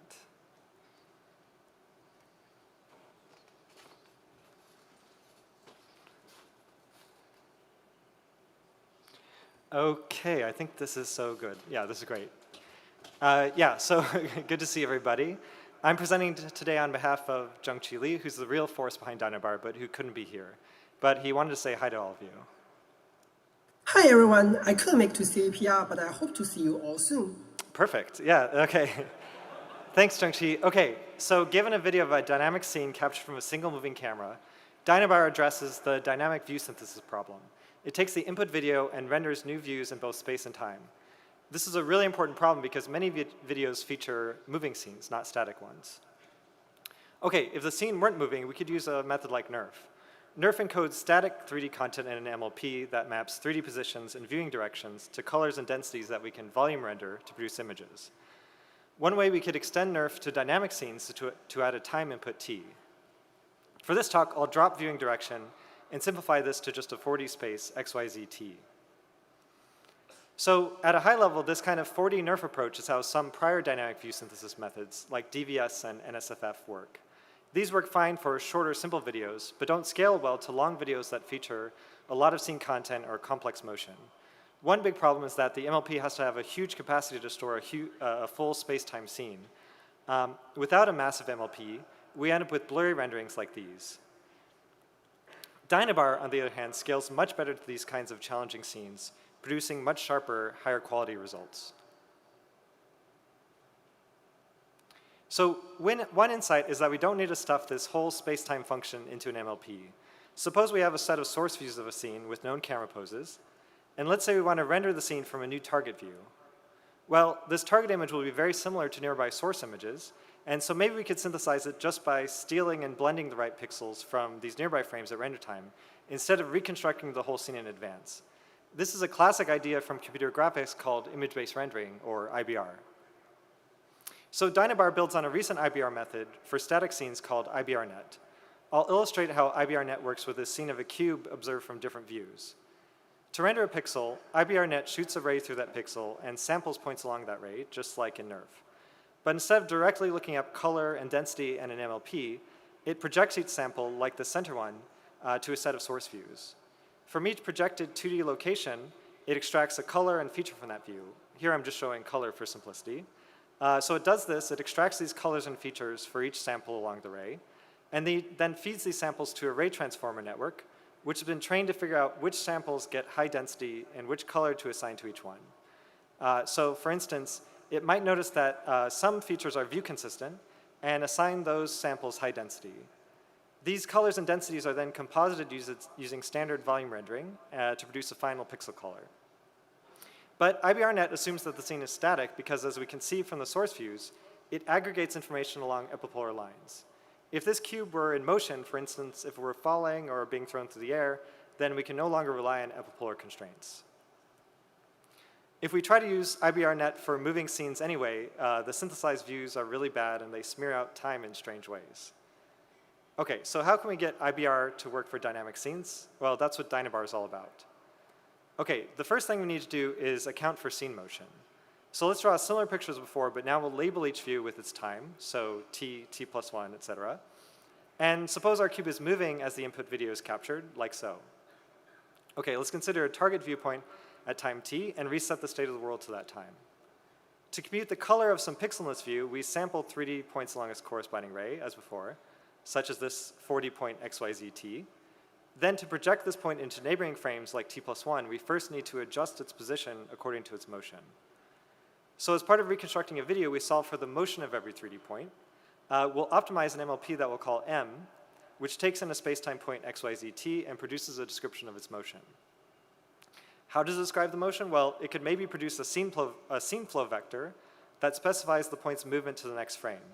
But then if we wanted to find corresponding 3D points in more distant frames, we need to invoke M multiple times and chain up these scene flow vectors, which is slow and noisy. Instead, we build on the idea of neural trajectory fields and store a full 3D motion trajectory spanning many frames. Okay, so now that we account for motion, our problem pretty much reduces to IBRNet. To render a sampled ray at time t, we advect each sample according to the learned motion and project it to other views. Then we can extract 2D features that we feed to a ray transformer to get opacities and colors like before. Okay, so to step back, a key idea here to recap is that instead of directly storing a full 4D scene, we only store motion, which we expect to be simple and smooth compared to scene appearance. We let the source images themselves do the hard work of storing the high-res appearance data, leading to sharp output views. Okay, we optimize our model for a given video by taking each video frame T, rendering rays to form an image, and comparing that rendered image to the ground truth frame T. Any error becomes a reconstruction loss that we can use to adjust the model parameters. We run this as a test time optimization for each video, and that's the core of Dynabar. But there are a ton of details to get right. One big one is that it turns out that it isn't enough to optimize the model by reconstructing each frame T only from 40 samples from time T. If you only do that, you don't generalize well to the case where, say, you freeze time and move the camera viewpoint, leading to the strange artifacts you see here. Instead, we also optimize the model to take points from one time T and render frames from other times. We call this cross-time rendering, and it leads to much better results, like in this nice doggy video here. Okay. We also find that it works better to decompose scenes into a static component and a dynamic component. We do this automatically. And then recomposite these to render new views. So let's see some results. Here I'm playing a couple of input videos, then freezing time and using Dynabar to render new views to create Hitchcock zoom and bullet time effects. I really like the reflections in that first video. Dynabar can also be used in a bunch of video applications like stabilization. So here's a really challenging video with lots of camera shake. And here are videos stabilized with recent 2D stabilization methods, as well as Dynabar. Dynabar produces smoother results with fewer artifacts, even though it was designed specifically for this stabilization application. Here we also compare with two recent dynamic NERF methods, HyperNERF and NSFF. Dynabar produces much more photorealistic results. Okay, here's an example where we simultaneously move the camera and slow down time. The input videos are shown on the left and the synthesized results on the right. These scenes feature complex dynamic motion, this swing, and an orbiting camera motion.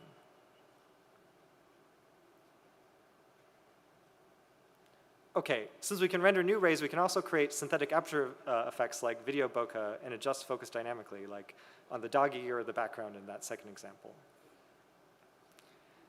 Here I'm visualizing the predicted geometry as depth maps, and you can see the depth maps are consistent and capture fine details.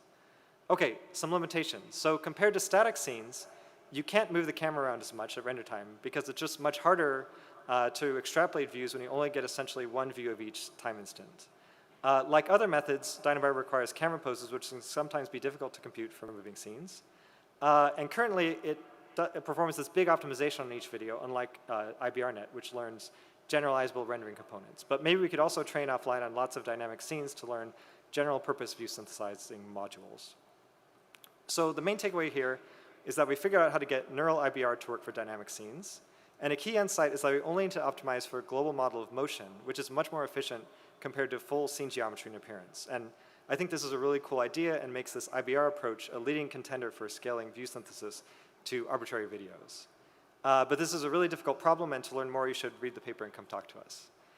Thanks a lot, and we'll see you online or at our poster later this afternoon, and we'll show you even more results.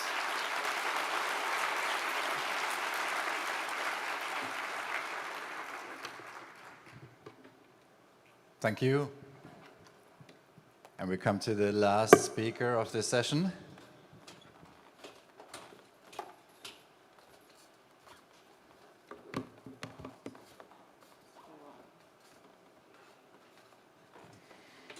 The last talk of the session is titled Planning-Oriented Autonomous Driving, and the presentation is given by Yihan Hu.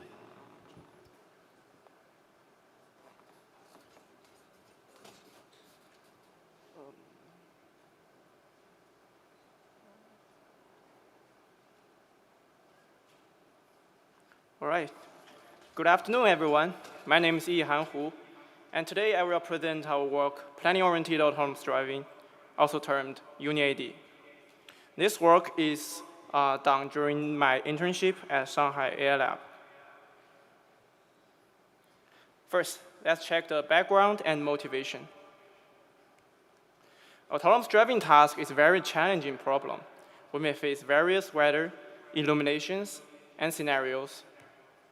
Most tasks in autonomous driving falls into 3 categories: perception, prediction, and planning. The perception part focuses on accurate observations. The prediction part imagines the future states of the environment.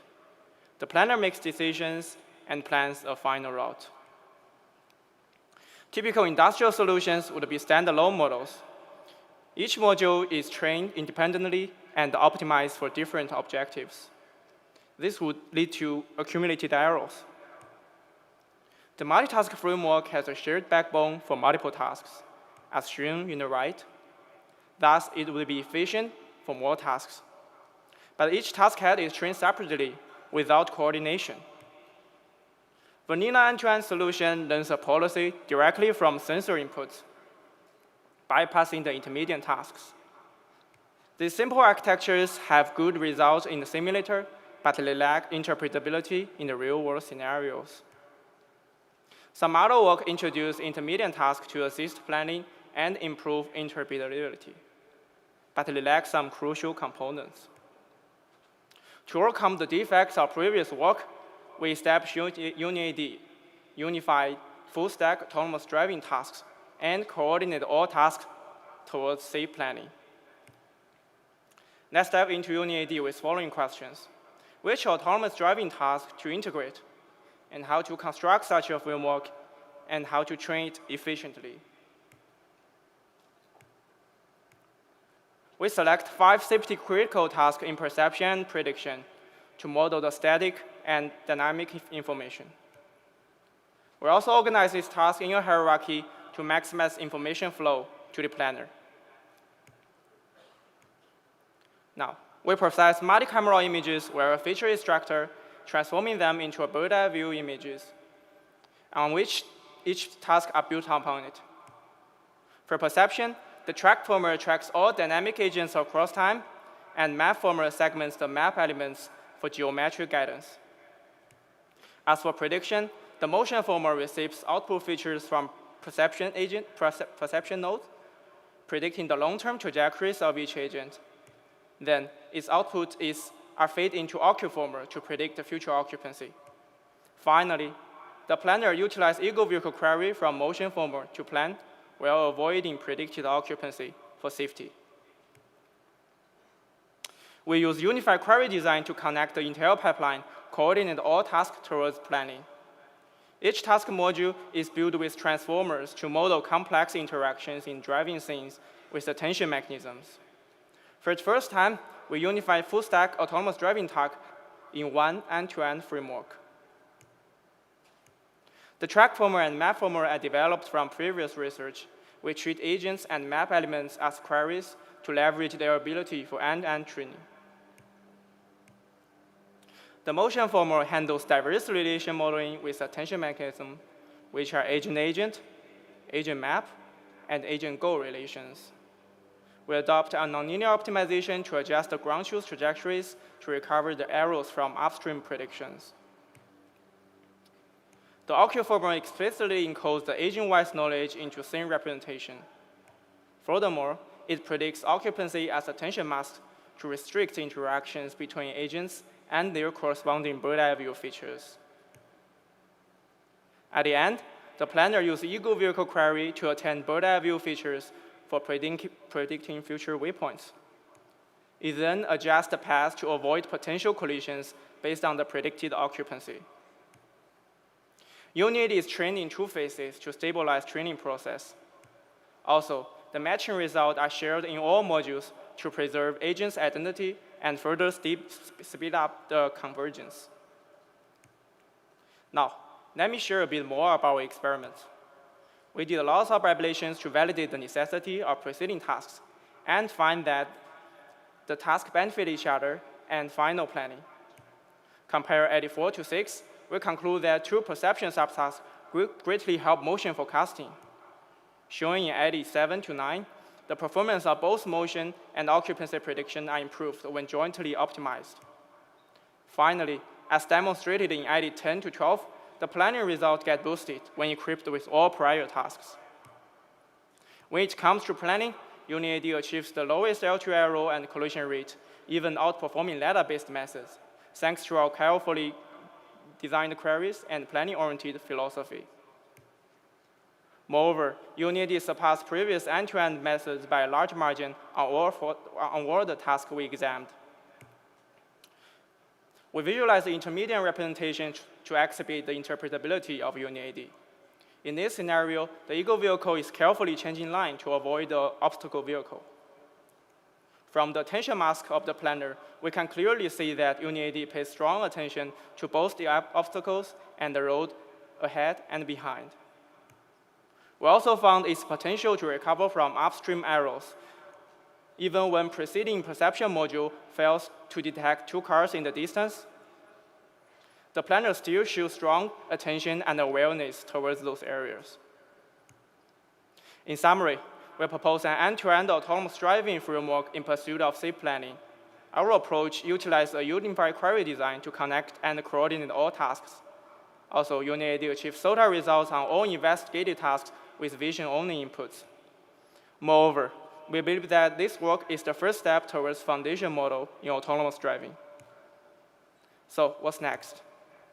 For next generation of UniAD, we plan to focus on three key aspects: data and training strategy, shippable algorithms, and closed-loop systems. If you are interested, please check our latest survey paper here. Now, let me finish this representation by engaging your imaginations. With an enormous volumes of data and an efficient training engine, we could construct a universal foundation model for autonomous driving based on the principles and structures of UniAD. This model would open a floodgate of applications, extending to broad range of robotics.